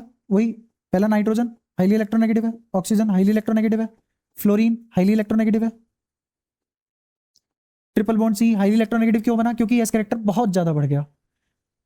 And some compound of chlorine, chlorine हर जगह नहीं, कुछ ही कंपाउंड है क्लोरीन के जिसमें H बॉन्ड बन पाएगा। And some compound of chlorine. ठीक है। अब जैसे पहले, सबसे पहले तो मैं यही बताता हूं कि ये स्पेशल केस कैसे है, हाइड्रोजन बॉन्ड डायपोल डायपोल का स्पेशल केस कैसे है। जैसे मैं एग्जांपल लूं, मैंने लिखा एक HF, यहां भी लिखा HF। ठीक है, फिर मैंने यहां लिखा HCl और यहां भी लिखा HCl। क्या ये भी डायपोल डायपोल इंटरेक्शन, ये भी डायपोल डायपोल इंटरेक्शन है, ये भी डायपोल डायपोल इंटरेक्शन है, ये भी डायपोल डायपोल इंटरेक्शन है। यहां डेल्टा नेगेटिव आएगा, यहां डेल्टा पॉजिटिव आएगा, यहां डेल्टा पॉजिटिव आएगा, यहां डेल्टा नेगेटिव आएगा। सही बात है।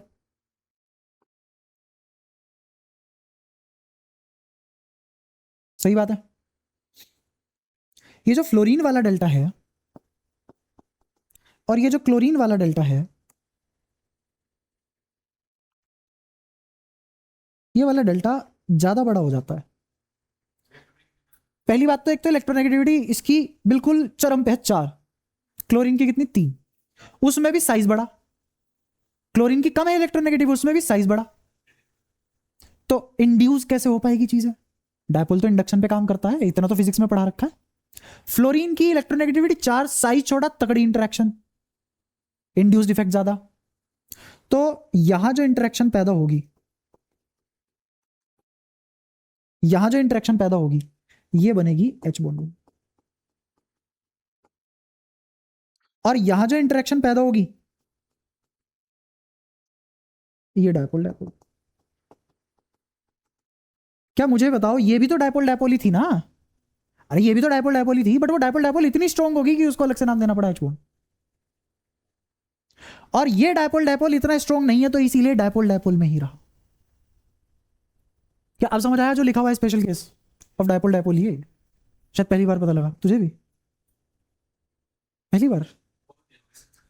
अबे चल ले, ये थोड़ी ना कोई बात होती है। गया नहीं होगा, मैं कह रहा था गया नहीं होगा। जैसे वो है ना अपनी पे आकर खाने पे, अगर तुझे वहीं किडनी देनी पड़ जाएगी ठेले वाले को। अच्छा, अब इसके कुछ केस बता रहा था मैं, क्लोरीन के कौन कौन से केस होंगे।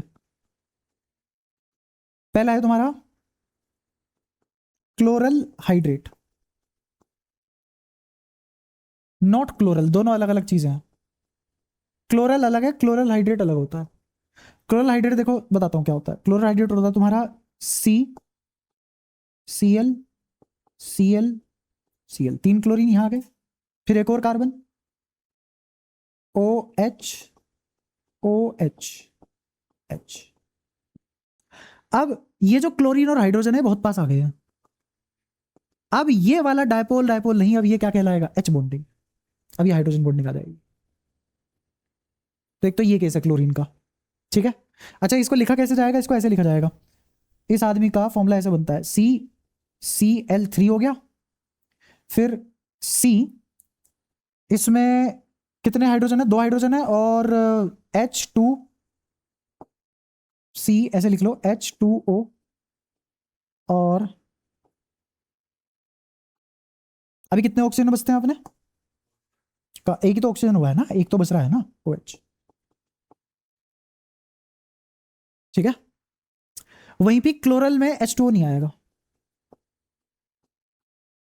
बस ये इतना रहता है।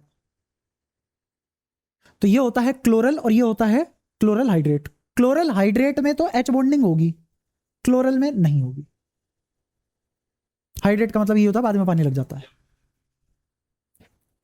क्योंकि कल को क्लोरल कुछ आ जाए और तुम उसके आगे हाइड्रेट नहीं पढ़ रहे हो और तुम कह रहे हो इसमें तो बताया था हो जाएगी, तो इसीलिए मैंने अलग से बता दिया। इसमें हाँ मत भर देना कि H बॉन्डिंग है, H बॉन्डिंग सिर्फ यहां है, ठीक है। दूसरा दूसरा आ जाएगा तुम्हारा ऑर्थो क्लोरोफिनॉल, नाम से ही पता लग गया होगा स्ट्रक्चर क्या बनेगा। ऑर्थो पे क्लोरीन है और फिनोल है, तो मेन ग्रुप यहां है।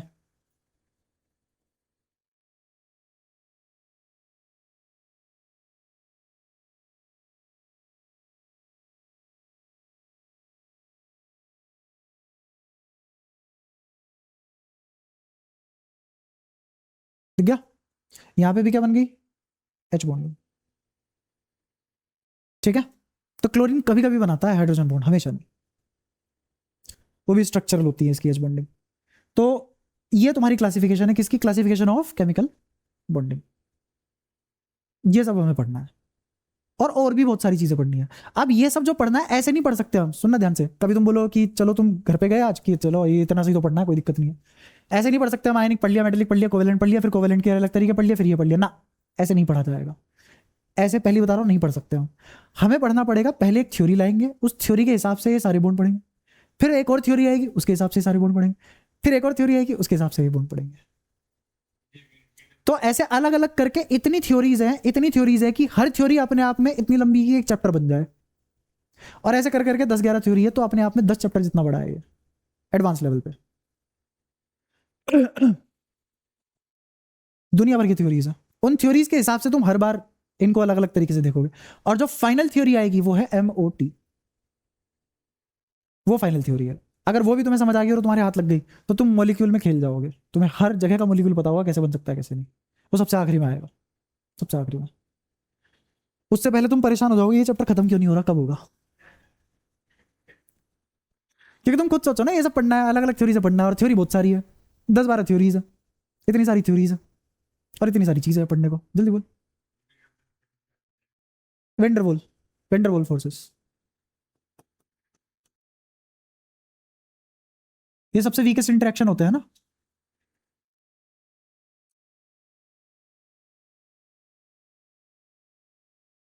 मतलब बॉन्ड कहलाने लायक ही नहीं है, इंटरेक्शन इतना वीक है कि वो बॉन्ड बॉन्ड कहलाने लायक नहीं बन पाया।